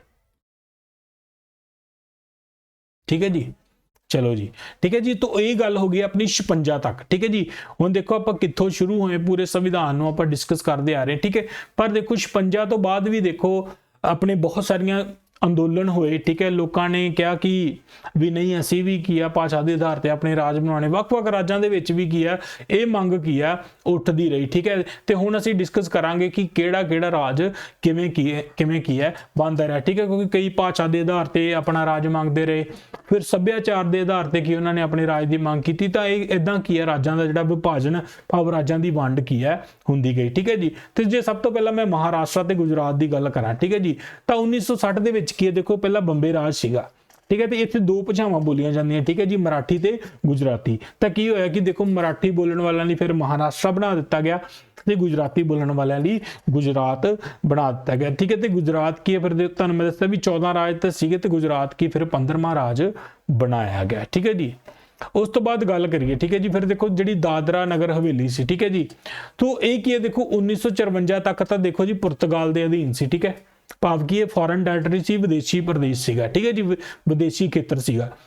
ਠੀਕ ਹੈ, 1954 ਤੱਕ ਤਾਂ ਇਹ ਕੀ ਹੈ ਦੇਖੋ ਪੁਰਤਗਾਲ ਦੇ ਅਧੀਨ ਸੀ। ਉਸ ਤੋਂ ਬਾਅਦ ਕੀ ਹੈ 1961 ਤੱਕ ਕੀ ਹੋਇਆ 54 ਦੇ ਵਿੱਚ ਪੁਰਤਗਾਲਾਂ ਤੋਂ ਮਤਲਬ ਪੁਰਤਗਾਲੀਆਂ ਦਾ ਇਹਦੇ ਤੋਂ ਕੰਟਰੋਲ ਹਟ ਗਿਆ। ਠੀਕ ਹੈ, ਤੇ 61 ਤੱਕ ਕੀ ਹੈ ਫਿਰ ਲੋਕਾਂ ਦੇ ਕੀ ਹੈ ਚੁਣੇ ਗਏ ਇੱਕ ਪ੍ਰਬੰਧਕ ਦੇ ਦੁਆਰਾ ਕੀ ਹੈ ਇਸ ਨੂੰ ਚਲਾਇਆ ਗਿਆ। ਤੇ ਉਸ ਤੋਂ ਬਾਅਦ ਕੀ ਹੈ ਸੰਵਿਧਾਨ ਦੇ ਵਿੱਚ ਠੀਕ ਹੈ 10ਵੀਂ ਸੋਧ ਕਰਕੇ ਕੀ ਹੈ 1961 ਨੂੰ ਕੀ ਹੈ ਇਹਨੂੰ ਭਾਰਤ ਦੇ ਵਿੱਚ ਕੀ ਹੈ ਮਿਲਾ ਲਿਆ ਗਿਆ ਤੇ ਇਹਨੂੰ ਕੀ ਹੈ ਆਪਣਾ ਕੇਂਦਰ ਸ਼ਾਸਿਤ ਪ੍ਰਦੇਸ਼ ਬਣਾ ਲਿਆ ਗਿਆ। ਠੀਕ ਹੈ ਜੀ, ਉਸ ਤੋਂ ਬਾਅਦ ਦੇਖੋ ਜੇ ਗੋਆ, ਦਾਮਨ, ਦੀਹੂ ਦੀ ਗੱਲ ਕਰੀਏ। ਠੀਕ ਹੈ ਜੀ, ਠੀਕ ਹੈ, ਤਾਂ ਇਹ ਕੀ ਹੈ ਦੇਖੋ ਆਪਣਾ ਪੁਰਤਗਾਲ ਦੇ ਅਧੀਨ ਸੀ। ਠੀਕ ਹੈ ਜੀ, ਤੇ ਇਹ ਵੀ ਪੁਲਿਸ ਦੀ ਕਾਰਵਾਈ ਦੇ ਨਾਲ ਕੀ 1961 ਦੇ ਵਿੱਚ ਇਹਨਾਂ ਨੂੰ ਵੀ ਭਾਰਤ ਦੇ ਵਿੱਚ ਮਿਲਾ ਲਿਆ ਗਿਆ। ਠੀਕ ਹੈ, ਤੇ 12ਵੀਂ ਸੰਵਿਧਾਨਿਕ ਸੋਧ ਦੇ ਨਾਲ ਠੀਕ ਹੈ ਜੀ ਇਹਨਾਂ ਨੂੰ ਜਿਹੜੇ 1962 ਦੇ ਵਿੱਚ ਕੀ ਹੈ ਇਹਨਾਂ ਨੂੰ ਕੇਂਦਰ ਸ਼ਾਸਿਤ ਪ੍ਰਦੇਸ਼ ਬਣਾ ਦਿੱਤਾ ਗਿਆ। ਤੇ ਜਿਹੜਾ ਗੋਆ ਆ ਉਹਨੂੰ 1987 ਦੇ ਵਿੱਚ ਕੀ ਕੀਤਾ ਗਿਆ ਉਹਨੂੰ ਕੀ ਹੈ ਇੱਕ ਰਾਜ ਦਾ ਦਰਜਾ ਦੇ ਦਿੱਤਾ ਗਿਆ। ਤੇ ਜਿਹੜੇ ਕੀ ਹੈ ਜਿਹੜਾ ਦਾਮਨ ਦੀਹੂ ਉਹਨੂੰ ਕੀ ਹੈ ਇੱਕ ਵੱਖਰਾ ਕੀ ਹੈ ਕੇਂਦਰ ਸ਼ਾਸਿਤ ਪ੍ਰਦੇਸ਼ ਬਣਾ ਦਿੱਤਾ। ਠੀਕ ਹੈ, ਤੇ ਜੇ ਪੌਂਡੀਚੇਰੀ ਦੀ ਗੱਲ ਕਰੀਏ ਠੀਕ ਹੈ ਇਹ ਵੀ ਫਰਾਂਸ ਦੇ ਅਧੀਨ ਸੀ। ਠੀਕ ਹੈ, ਭਾਵ ਇਹ ਵੀ ਵਿਦੇਸ਼ੀ ਖੇਤਰ ਸੀ। 1954 ਦੇ ਵਿੱਚ ਇਹਨਾਂ ਨੇ ਵੀ ਕੀ ਹੈ ਭਾਰਤ ਨੂੰ ਸੌਂਪ ਦਿੱਤਾ ਤੇ ਇਹਨੂੰ ਆਪਣੀ ਸੰਵਿਧਾਨ ਦੀ 14ਵੀਂ ਸੋਧ ਦੇ ਨਾਲ ਕੀ ਹੈ ਆਪਣਾ ਕੇਂਦਰ ਸ਼ਾਸਿਤ ਪ੍ਰਦੇਸ਼ ਬਣਾ ਦਿੱਤਾ। ਠੀਕ ਹੈ ਜੀ। ਉਸ ਤੋਂ ਬਾਅਦ ਜੇ ਨਾਗਾਲੈਂਡ ਦੀ ਗੱਲ ਕਰੀਏ ਤਾਂ 1963 ਦੇ ਵਿੱਚ ਕੀ ਨਾਗਾਲੈਂਡ ਨੂੰ 16ਵਾਂ ਰਾਜ ਬਣਾ ਦਿੱਤਾ ਗਿਆ। ਠੀਕ ਹੈ ਜੀ। ਹੁਣ ਸਭ ਤੋਂ ਗੱਲ ਇੰਪੋਰਟੈਂਟ ਆਉਂਦੀ ਹੈ ਹਰਿਆਣਾ, ਚੰਡੀਗੜ੍ਹ ਤੇ ਹਿਮਾਚਲ ਪ੍ਰਦੇਸ਼ ਦੀ, ਕਿਉਂਕਿ ਇਹ ਪੰਜਾਬ ਨਾਲ ਸੰਬੰਧਿਤ ਹੈ। ਦੇਖੋ ਇਹ ਚੀਜ਼ਾਂ ਬਾਕੀ ਤਾਂ ਤੁਹਾਡੇ ਲਈ ਇੰਪੋਰਟੈਂਟ ਨਹੀਂ ਹੈਗਾ, ਪਰ ਮੇਰੀ ਇਹ ਕੋਸ਼ਿਸ਼ ਹੈ ਕਿ ਮੈਂ ਤੁਹਾਨੂੰ ਪੂਰਾ ਸਮਝਾਵਾਂ, ਸਾਰੀਆਂ ਚੀਜ਼ਾਂ ਕਰਾਵਾਂ, ਕਿਉਂਕਿ ਕਿਤੋਂ ਵੀ ਕੁਐਸਚਨ ਕੋਈ ਅੜਦਾ ਆ ਤੇ ਉਹ ਆਪਣਾ ਛੱਡਿਆ ਨਾ ਜਾਵੇ। ਦੇਖੋ ਆਰਟੀਕਲ ਤਾਂ ਇੰਪੋਰਟੈਂਟ ਹੈ ਹੀ ਹੈ 1 2 3 4। ਠੀਕ ਹੈ। ਉਸ ਤੋਂ ਬਾਅਦ ਆਹ ਵਾਲੀ ਚੀਜ਼ ਬਹੁਤ ਇੰਪੋਰਟੈਂਟ ਹੈ। ਹੁਣ ਇੱਕ ਚੀਜ਼ ਤੁਸੀਂ ਅੰਡਰਸਟੈਂਡ ਕਰਨੀ ਹੈ ਕਿ ਦੇਖੋ 1966 ਤੋਂ ਪਹਿਲਾਂ ਕੀ ਹੋਇਆ ਕਿ ਜਿਹੜਾ ਹਰਿਆਣਾ ਸੀ, ਠੀਕ ਹੈ, ਚੰਡੀਗੜ੍ਹ ਤੇ ਹਿਮਾਚਲ ਦਾ ਕੁਝ ਹਿੱਸਾ ਨਾ ਇਹ ਪੰਜਾਬ ਦਾ ਹਿੱਸਾ ਸਨ। ਤੇ ਇੱਥੇ ਕੀ ਹੁੰਦਾ ਸੀ, ਦੇਖੋ ਹੁਣ ਦੇਖੋ ਪੰਜਾਬ ਦੇ ਵਿੱਚ ਹੀ ਪੰਜਾਬੀ ਬੋਲੀ ਜਾਂਦੀ। ਜੇ ਹੁਣ ਦੇਖੀਏ ਤਾਂ ਜੇਕਰ ਹਰਿਆਣਾ ਵੀ ਉਸ ਸਮੇਂ, ਚੰਡੀਗੜ੍ਹ ਵੀ ਤੇ ਹਿਮਾਚਲ ਦਾ ਕੁਝ ਹਿੱਸਾ ਵੀ ਇਹ ਪੰਜਾਬ ਦਾ ਹਿੱਸਾ ਸਨ, ਤਾਂ ਜੇਕਰ ਪੂਰੇ ਏਰੀਆ ਨੂੰ ਦੇਖੀਏ ਤੇ ਇੱਥੇ ਕੀ ਹੈ, ਪੰਜਾਬੀ ਦੇ ਨਾਲੋਂ ਜ਼ਿਆਦਾ ਕੀ ਹੈ, ਹਿੰਦੀ ਬੋਲੀ ਜਾਂਦੀ ਸੀ। ਠੀਕ ਹੈ। ਤੇ ਉਸ ਤੋਂ ਬਾਅਦ ਕੀ ਹੋਇਆ, ਫਿਰ ਅਕਾਲੀ ਦਲ ਨੇ ਇਹ ਮੰਗ ਕੀਤੀ ਭਾਈ ਵੀ ਅਸੀਂ ਤਾਂ ਪੰਜਾਬ ਨੂੰ ਕੀ ਹੈ ਸਿਰਫ ਪੰਜਾਬੀ ਬੋਲੀ ਵਾਲਾ ਇਲਾਕਾ ਹੀ ਬਣਾਉਣਾ ਆ। ਠੀਕ ਹੈ ਜੀ। ਪੰਜਾਬੀ ਬੋਲੀ ਵਾਲਾ ਇਲਾਕਾ ਬਣਾਉਣਾ, ਭਾਵ ਇਹਨੂੰ ਅਸੀਂ ਸਿੱਖ ਹੋਮਲੈਂਡ ਬਣਾਉਣਾ ਚਾਹੁੰਦੇ ਆ। ਤਾਂ ਮਾਸਟਰ ਤਾਰਾ ਸਿੰਘ ਦੀ ਅਗਵਾਈ ਦੇ ਹੇਠ ਕੀ ਆ ਅਕਾਲੀ ਦਲ ਨੇ ਇਹ ਮੰਗ ਰੱਖੀ। ਠੀਕ ਹੈ। ਤਾਂ ਫਿਰ ਸਰਕਾਰ ਨੇ ਕੀ ਹੈ 1966 ਦੇ ਵਿੱਚ ਸ਼ਾਹ ਕਮਿਸ਼ਨ ਬਿਠਾਇਆ ਇਸ ਮੁੱਦੇ ਨੂੰ ਦੇਖਣ ਦੇ ਲਈ। ਤਾਂ ਫਿਰ ਸ਼ਾਹ ਕਮਿਸ਼ਨ ਨੇ ਕੀ ਆਪਣੀਆਂ ਹਦਾਇਤਾਂ ਦਿੱਤੀਆਂ ਤੇ 1 ਨਵੰਬਰ 1966 ਨੂੰ ਕੀ ਹੈ ਫਿਰ ਅਜੋਕੇ ਪੰਜਾਬ ਦੀ ਸਥਾਪਨਾ ਹੋਈ ਤੇ ਫਿਰ ਹਰਿਆਣੇ ਨੂੰ ਵੱਖਰਾ ਕਰਕੇ ਕੀ ਆ ਆਪਣਾ 17ਵਾਂ ਰਾਜ ਬਣਾ ਦਿੱਤਾ ਗਿਆ। ਤੇ ਉਸ ਤੋਂ ਬਾਅਦ ਕੀ 1971 ਦੇ ਵਿੱਚ ਕੀ ਹੋਇਆ, ਜਿਹੜਾ ਹਿਮਾਚਲ ਪ੍ਰਦੇਸ਼ ਦਾ ਕੁਝ ਹਿੱਸਾ ਸੀ ਤੇ ਉਹਦੀਆਂ ਲਾਗੇ ਦੇ ਪਹਾੜੀ ਇਲਾਕਿਆਂ ਨੂੰ ਨਾਲ ਮਿਲਾ ਕੇ 18ਵਾਂ ਕੀ ਆ ਭਾਰਤ ਦਾ ਰਾਜ ਬਣਾ ਦਿੱਤਾ ਗਿਆ। ਠੀਕ ਹੈ। ਹੁਣ ਇਸ ਤੋਂ ਇੰਪੋਰਟੈਂਟ ਕੁਐਸਚਨ ਕੀ ਬਣਦਾ ਆ, ਇੰਪੋਰਟੈਂਟ ਕੁਐਸਚਨ ਇਹ ਬਣਦਾ ਹੈ ਕਿ ਦੇਖੋ ਪੰਜਾਬ ਦੀ ਸਥਾਪਨਾ ਕਦੋਂ ਹੋਈ ਸੀ, 1 ਨਵੰਬਰ 1966 ਨੂੰ, ਤੇ ਇਹ ਕੁਐਸਚਨ ਕੀ ਹੈ ਪੁੱਛਿਆ ਗਿਆ ਹੈ। ਠੀਕ ਹੈ ਜੀ। ਉਸ ਤੋਂ ਬਾਅਦ ਗੱਲ ਕਰੀਏ ਦੇਖੋ ਮਨੀਪੁਰ, ਤ੍ਰਿਪੁਰਾ, ਮੇਘਾਲਿਆ। ਠੀਕ ਹੈ ਜੀ। 1972 ਦੇ ਵਿੱਚ ਮਨੀਪੁਰ ਨੂੰ 19ਵਾਂ, ਠੀਕ ਹੈ ਜੀ, ਤ੍ਰਿਪੁਰਾ ਨੂੰ 20ਵਾਂ ਤੇ ਮੇਘਾਲਿਆ ਨੂੰ ਕੀ ਹੈ 21ਵੇਂ ਰਾਜ ਦੇ ਵੱਲੋਂ ਕੀ ਹੈ ਵਜੋਂ ਬਣਾ ਦਿੱਤਾ ਗਿਆ। ਠੀਕ ਹੈ ਜੀ। ਉਸ ਤੋਂ ਬਾਅਦ ਜੇ ਗੱਲ ਕਰੀਏ ਸਿੱਕਿਮ ਨੂੰ, ਠੀਕ ਹੈ ਜੀ, ਸੰਵਿਧਾਨ ਦੀ 36ਵੀਂ ਸੋਧ ਦੇ ਨਾਲ ਕੀ ਹੈ ਭਾਰਤ ਦੇ 22ਵੇਂ ਰਾਜ ਵੱਲੋਂ ਸਥਾਪਿਤ ਕੀਤਾ ਗਿਆ। ਠੀਕ ਹੈ ਜੀ। ਉਸ ਤੋਂ ਬਾਅਦ ਜੇ ਮਿਜ਼ੋਰਮ ਦੀ ਗੱਲ ਕਰੀਏ, ਅਰੁਣਾਚਲ ਪ੍ਰਦੇਸ਼ ਦੀ ਗੱਲ ਕਰੀਏ ਤੇ ਗੋਆ ਦੀ ਗੱਲ ਕਰੀਏ ਤਾਂ 87 ਦੇ ਵਿੱਚ ਕੀ ਹੈ ਦੇਖੋ ਇਹ ਵੀ ਕੀ ਹੈ ਭਾਰਤ ਦੇ ਵਿੱਚ, ਠੀਕ ਹੈ, ਇਹਨਾਂ ਨੂੰ ਰਾਜ ਬਣਾ ਦਿੱਤਾ ਗਿਆ, ਭਾਵ ਸਟੇਟ ਗਵਰਨਮੈਂਟ ਦਾ ਇਹਨਾਂ ਨੂੰ ਦਰਜਾ ਦੇ ਦਿੱਤਾ ਗਿਆ। ਠੀਕ ਹੈ ਜੀ। ਉਸ ਤੋਂ ਬਾਅਦ ਛੱਤੀਸਗੜ੍ਹ, ਉੱਤਰਾਖੰਡ 2000 ਦੇ ਵਿੱਚ ਕੀ ਹੋਇਆ ਦੇਖੋ ਛੱਤੀਸਗੜ੍ਹ ਨੂੰ ਕੀ ਹੈ ਮੱਧ ਪ੍ਰਦੇਸ਼ ਤੋਂ ਵੱਖਰਾ ਕਰ ਦਿੱਤਾ, ਉੱਤਰਾਖੰਡ ਨੂੰ ਕੀ ਹੈ ਆਪਣਾ ਯੂਪੀ ਦੇ ਵਿੱਚ ਉੱਤਰ ਪ੍ਰਦੇਸ਼ ਤੋਂ, ਝਾਰਖੰਡ ਨੂੰ ਬਿਹਾਰ ਚੋਂ ਬਾਹਰ ਕੱਢ ਕੇ ਇਹਨਾਂ ਨੂੰ ਵੀ ਕੀ ਹੈ 26ਵਾਂ 27ਵਾਂ ਤੇ 28ਵੇਂ ਰਾਜ ਵੱਲੋਂ ਬਣਾ ਦਿੱਤਾ ਗਿਆ। ਠੀਕ ਹੈ ਜੀ। ਤੇ ਉਸ ਤੋਂ ਬਾਅਦ ਜੇ ਗੱਲ ਕਰੀਏ 2014 ਦੇ ਵਿੱਚ ਆਪਾਂ ਨੂੰ ਪਤਾ ਹੈ ਕੀ ਹੋਇਆ, ਜਿਹੜਾ ਤੇਲੰਗਾਨਾ ਸੀ ਇਹਨੂੰ ਆਂਧਰਾ ਪ੍ਰਦੇਸ਼ ਦੇ ਵਿੱਚੋਂ ਕੱਢ ਕੇ 29ਵਾਂ ਰਾਜ ਬਣਾ ਦਿੱਤਾ ਗਿਆ। ਠੀਕ ਹੈ ਜੀ। ਸੋ ਇੱਕ ਕ੍ਰੋਨੋਲੋਜੀ ਤੁਹਾਨੂੰ ਸਮਝਾਈ ਕਿ ਤੁਹਾਨੂੰ ਇੱਕ ਆਈਡੀਆ ਰਵੇ, ਪਰ ਇਹਦੇ ਵਿੱਚ ਜਿਹੜੀਆਂ ਇੰਪੋਰਟੈਂਟ ਚੀਜ਼ਾਂ ਸੀ ਮੈਂ ਤੁਹਾਨੂੰ ਦੱਸਿਆ ਕਿ ਉਹ ਪੰਜਾਬ ਦੇ ਰਿਲੇਟਡ ਵੈਸੇ ਤਾਂ ਜ਼ਿਆਦਾ ਇੰਪੋਰਟੈਂਟ ਹੈ, ਪਰ ਕਿਉਂਕਿ ਬੱਚੇ ਨੂੰ ਪੂਰਾ ਕਨਸੈਪਟ ਸਮਝੇ, ਅੱਗੇ ਪਿੱਛੇ ਦੀ ਸਟੋਰੀ ਵੀ ਪਤਾ ਲੱਗੇ ਤਾਂ ਜੋ ਉਹ ਚੀਜ਼ਾਂ ਨੂੰ ਕੀ ਹੈ ਯਾਦ ਰੱਖ ਸਕਣ। ਠੀਕ ਹੈ ਜੀ। ਉਸ ਤੋਂ ਬਾਅਦ ਕੀ ਦੇਖੋ 1992 ਦੇ ਵਿੱਚ ਕੀ ਹੋਇਆ ਸੀ ਵੀ ਜਿਹੜਾ ਸਾਡਾ ਦਿੱਲੀ ਸੀਗਾ, ਠੀਕ ਹੈ ਜੀ, ਸੋ ਦਿੱਲੀ ਨੂੰ ਕੀ ਹੈ ਜਿਹੜੀ ਇਹ ਕੇਂਦਰ ਸ਼ਾਸਿਤ ਪ੍ਰਦੇਸ਼ ਸੀ ਇਹਨੂੰ ਕੀ ਬਣਾ ਦਿੱਤਾ ਜੀ national capital territory of Delhi. ਤਾਂ ਇਹ ਕੁਐਸਚਨ ਵੀ ਪੁੱਛਿਆ ਗਿਆ ਸੀ ਸਬ ਇੰਸਪੈਕਟਰ ਚ, ਆਈ ਥਿੰਕ ਪੁੱਛਿਆ ਗਿਆ ਸੀ ਕਿ ਕਿਹੜੀ ਸੰਵਿਧਾਨਿਕ ਸੋਧ ਦੇ ਨਾਲ ਦਿੱਲੀ ਨੂੰ ਕੀ ਹੈ national capital territory of Delhi ਬਣਾਇਆ ਗਿਆ ਸੀ। ਤਾਂ ਇਹ ਚੀਜ਼ ਤੁਸੀਂ ਯਾਦ ਰੱਖਣੀ ਹੈ ਕਿ 69ਵੀਂ ਸੰਵਿਧਾਨਿਕ ਸੋਧ 1991 ਦੇ ਵਿੱਚ, ਠੀਕ ਹੈ, ਬਹੁਤ ਇੰਪੋਰਟੈਂਟ ਹੈ, ਇਹ ਸਵਾਲ ਪੁੱਛਿਆ ਜਾ ਸਕਦਾ। ਠੀਕ ਹੈ ਜੀ। ਇਹ ਕਿਉਂਕਿ ਦੇਖੋ ਜਿਹੜੀਆਂ ਇੰਪੋਰਟੈਂਟ ਚੀਜ਼ਾਂ ਉਹ ਮੈਂ ਤੁਹਾਨੂੰ ਆਪ ਹੀ ਦੱਸੀ ਜਾਣਾ। ਠੀਕ ਹੈ ਜੀ। ਤੇ ਬਾਕੀ ਤੁਹਾਨੂੰ ਥੋਰਲੀ ਕੀ ਹੈ ਸਾਰੀਆਂ ਚੀਜ਼ਾਂ ਪਤਾ ਹੋਣੀਆਂ ਚਾਹੀਦੀਆਂ। ਠੀਕ ਹੈ ਜੀ। ਉਸ ਤੋਂ ਬਾਅਦ ਦੇਖੋ ਹੁਣ ਕੀ ਹੋਇਆ ਮੌਜੂਦਾ ਕਿ 2019 ਦੀ ਵਿੱਚ ਗੱਲ ਕਰਾਂ ਤੇ ਆਪਾਂ ਨੂੰ ਪਤਾ ਕਿ ਜੰਮੂ ਕਸ਼ਮੀਰ ਪਹਿਲਾਂ ਕਿਸੇ ਰਾਜ ਸੀਗਾ। ਠੀਕ ਹੈ ਜੀ। ਤੇ ਦੇਖੋ 19 ਦੇ ਵਿੱਚ ਕੀ ਹੈ ਦੇਖੋ ਜੰਮੂ ਕਸ਼ਮੀਰ ਰੀਆਰਗੇਨਾਈਜੇਸ਼ਨ ਬਿੱਲ ਆਇਆ। ਠੀਕ ਹੈ ਜੀ। ਉਹਦੇ ਨਾਲ ਕੀ ਹੋਇਆ ਕਿ ਜਿਹੜਾ ਜੰਮੂ ਕਸ਼ਮੀਰ ਆ ਉਹਨੂੰ ਕੀ ਹੈ 2 ਨਵੇਂ ਕੇਂਦਰ ਸ਼ਾਸਿਤ ਪ੍ਰਦੇਸ਼ ਦੇ ਵਿੱਚ ਬਦਲ ਦਿੱਤਾ, ਭਾਵ ਕਿ ਜੰਮੂ ਕਸ਼ਮੀਰ ਤੇ ਲਦਾਖ ਨੂੰ 2 ਯੂਨੀਅਨ ਟੈਰੀਟਰੀਜ਼ ਬਣਾ ਦਿੱਤਾ। ਠੀਕ ਹੈ ਜੀ। ਤੇ ਉਸ ਤੋਂ ਬਾਅਦ ਠੀਕ ਹੈ ਮੈਂ ਤੁਹਾਨੂੰ ਕਿਹਾ ਕਿ ਦਾਦਾ ਨਗਰ ਹਵੇਲੀ ਤੇ ਦਾਮਨ ਦੀਹੂ ਇਹ ਕੀ ਸੀ ਯੂਨੀਅਨ ਟੈਰੀਟਰੀ ਸੀਗਾ। ਠੀਕ ਹੈ। ਤੇ ਫਿਰ ਕੀ ਇੱਕ ਦਾਦਾ ਨਗਰ ਹਵੇਲੀ ਤੇ Daman Diu merger of union territory bill ਆਇਆ ਜਿਹਦੇ ਨਾਲ ਦਾਦਾ ਨਗਰ ਹਵੇਲੀ ਤੇ ਦਾਮਨ ਦੀਹੂ ਨੂੰ ਆਪਸ ਵਿੱਚ ਮਿਲਾ ਕੇ ਇਹਨਾਂ ਦਾ ਇੱਕ ਕੇਂਦਰ ਸ਼ਾਸਿਤ ਪ੍ਰਦੇਸ਼ ਬਣਾ ਦਿੱਤਾ ਗਿਆ। ਤੇ ਜੇਕਰ ਹੁਣ ਮੌਜੂਦਾ ਗੱਲ ਕਰੀਏ ਤਾਂ ਭਾਰਤ ਦੇ ਵਿੱਚ ਹੁਣ ਕੀ ਹੈ 28 ਰਾਜ ਹੈ। ठीक है जी, ਤੇ 8 ਕੀ ਆ ਕੇਂਦਰ ਸ਼ਾਸਿਤ ਪ੍ਰਦੇਸ਼ ਹਨ। ਠੀਕ ਹੈ ਜੀ, ਤਾਂ ਇਹ ਚੀਜ਼ ਕੀ ਹੈ ਤੁਸੀਂ ਯਾਦ ਰੱਖਣੀ ਹੈ, ਤੇ ਇਹ ਲਿਸਟ ਕੀ ਹੈ ਦਿੱਤੀ ਹੋਈ ਹੈ, ਕਿਉਂਕਿ ਇਹ ਡਾਇਰੈਕਟ ਕੁਐਸਚਨ ਬਣ ਸਕਦਾ ਕਿ ਮੌਜੂਦਾ ਭਾਰਤ ਦੇ ਵਿੱਚ ਕਿੰਨੇ ਰਾਜ ਤੇ ਕਿੰਨੇ ਕੇਂਦਰ ਸ਼ਾਸਿਤ ਪ੍ਰਦੇਸ਼ ਹਨ। ਠੀਕ ਹੈ, ਸੋ ਆਈ ਹੋਪ ਤੁਹਾਨੂੰ ਕੀ ਹੈ ਜਿਹੜਾ ਲੈਕਚਰ ਕੀ ਹੈ समझ आया। ठीक है, बहुत कुछ सीखने को मिलिया होगा। सो इसी तरह की अपने असी सारे आर्टिकल कवर करने। ठीक है, सो मैं आर्टिकल्स की रिविजन करा देना। आर्टिकल 1 दे विच की है साडे भारत का नाम है, तो ये दस्या गया आ कि साडा भारत 3 खेतरां विच वंडिया गया आ राज। ठीक है, जिन्नियां भी साडे राज है, यूनियन टैरेटरी भाव केंद्र शासित प्रदेश। तीजी गल की है भी कोई भी इलाका जेकर असी विदेशी इलाका भारत विच मिलाने हैं। ठीक है, आर्टिकल 2 की कहता जेकर किसी असी विदेशी इलाके नूं भारत दे विच मिलाना चाहुंदे आ तां ओह आर्टिकल 2 दे तहत किया जाऊगा। ते जेकर असी मौजूदा जो साडे राज है जिवें पंजाब हरियाणा चंडीगढ़ है ना, इन्हां दे विच कुछ चेंज करना चाहुंदे आ तां ओह की आ आर्टिकल 3 दे तहत किया जाऊगा। ठीक है, ते उस तो बाद आर्टिकल 4 ये गल कहंदा कि जो भी तुसी आर्टिकल 2 ते 3 विच करना आ ओह की है सधारण। ठीक है, बहुमत दे नाल ही हो जाऊगा, भाव उहदे लई की है तुहानू आर्टिकल 368 दे अंदर कोई भी सोध करन दी जरूरत नहीं है, क्योंकि नॉर्मली जो असीं अपना कॉन्स्टिट्यूशन अमेंडमेंट करते हैं भाव उहदे विच सोध करते हैं वो की है आर्टिकल 368 दे अंदर कीती जांदी है। ठीक है जी, सो इन्हां चीज़ां नूं की है तुसीं याद रखना है। ठीक है, तो इस जिहड़े क्लास दा PDF की है देखो तुहानू तुसीं एप्लीकेशन दे विच जाना है। ठीक है जी, की नाम है जी पंजाब स्टडी क्लासेस। ठीक है जी, just 1 second। ठीक है जी, पंजाब स्टडी क्लासेस। ठीक है जी, ਉਹਦੇ ਵਿੱਚ देखो अपना बैच है। ठीक है, पंजाब पुलिस कांस्टेबल ਤੇ ਉਹਦੇ ਵਿੱਚ ਆਪਣਾ ਜਿਹੜਾ ਜਰਨਲ ਨੌਲੇਜ ਦੇ ਵਿੱਚ ਇੰਡੀਅਨ ਪੋਲਿਟੀ ਵਾਲੇ ਸੈਕਸ਼ਨ ਦੇ ਵਿੱਚ ਯੂਨੀਅਨ ਐਂਡ ਇਟਸ ਟੈਰੀਟਰੀ ਇੱਥੇ ਤੁਹਾਨੂੰ ਕੀ ਹੈ ਤੁਹਾਡਾ PDF मिलेगा। ठीक है जी, तो ये ਜਿਹੜੇ क्वेश्चन भी असी इत्थे अपलोड कर ਦਾਂ क्योंकि मैं ਤੁਹਾਨੂੰ दिखा देना जिवें इस बाद प्रीएम्बल का होया ਇਹਦਾ ਟੈਸਟ भी ਤੁਹਾਡਾ ਕੀ ਹੈ अपलोड हो जाऊगा। ठीक है, दूजी गल ये है कि ਜਿਹੜਾ ਇਹ अपना PDF है साडा सारा कंटेंट वो पेड है, ਜਿਹੜੀਆਂ क्लासेस ही बिल्कुल फ्री हैं। तो असी फीस भी देखो बिल्कुल घट कर दी क्योंकि सानू पता लगा कि बच्चों की जी फीस बहुत ज़्यादा है। ठीक है, भी 1100 रुपया तो फीस ही भर रहे हैं।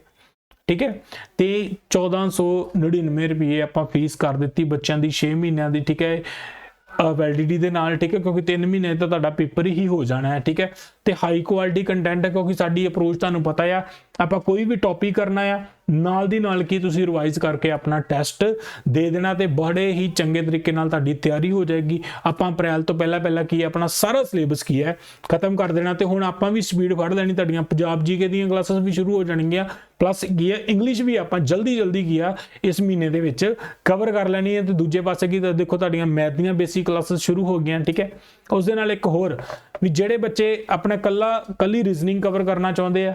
ठीक है, जो कला मैथ उन्होंने लिए फीस की है 499 499 वो वक्रे बैच भी अपने ज्वाइन कर सकते हैं। ठीक है जी, सो क्लास में वध तो वध शेयर कर दो जिहड़े बच्चे की है अपनी सिलेक्शन लेना चाहते, क्योंकि बहुत ही क्वालिटी कंटेंट असीं तुहानूं प्रोवाइड कर सकते। ठीक है जी, क्लास चंगी लगी होवे तां इनू ठीक है जी लाइक करो, तो वध तो वध बच्चों नाल शेयर कर दो, तो चैनल नूं कर लो सबसक्राइब। ठीक है, तो आपां तुहानूं अगली क्लास दे विच मिलांगे। So thank you so much.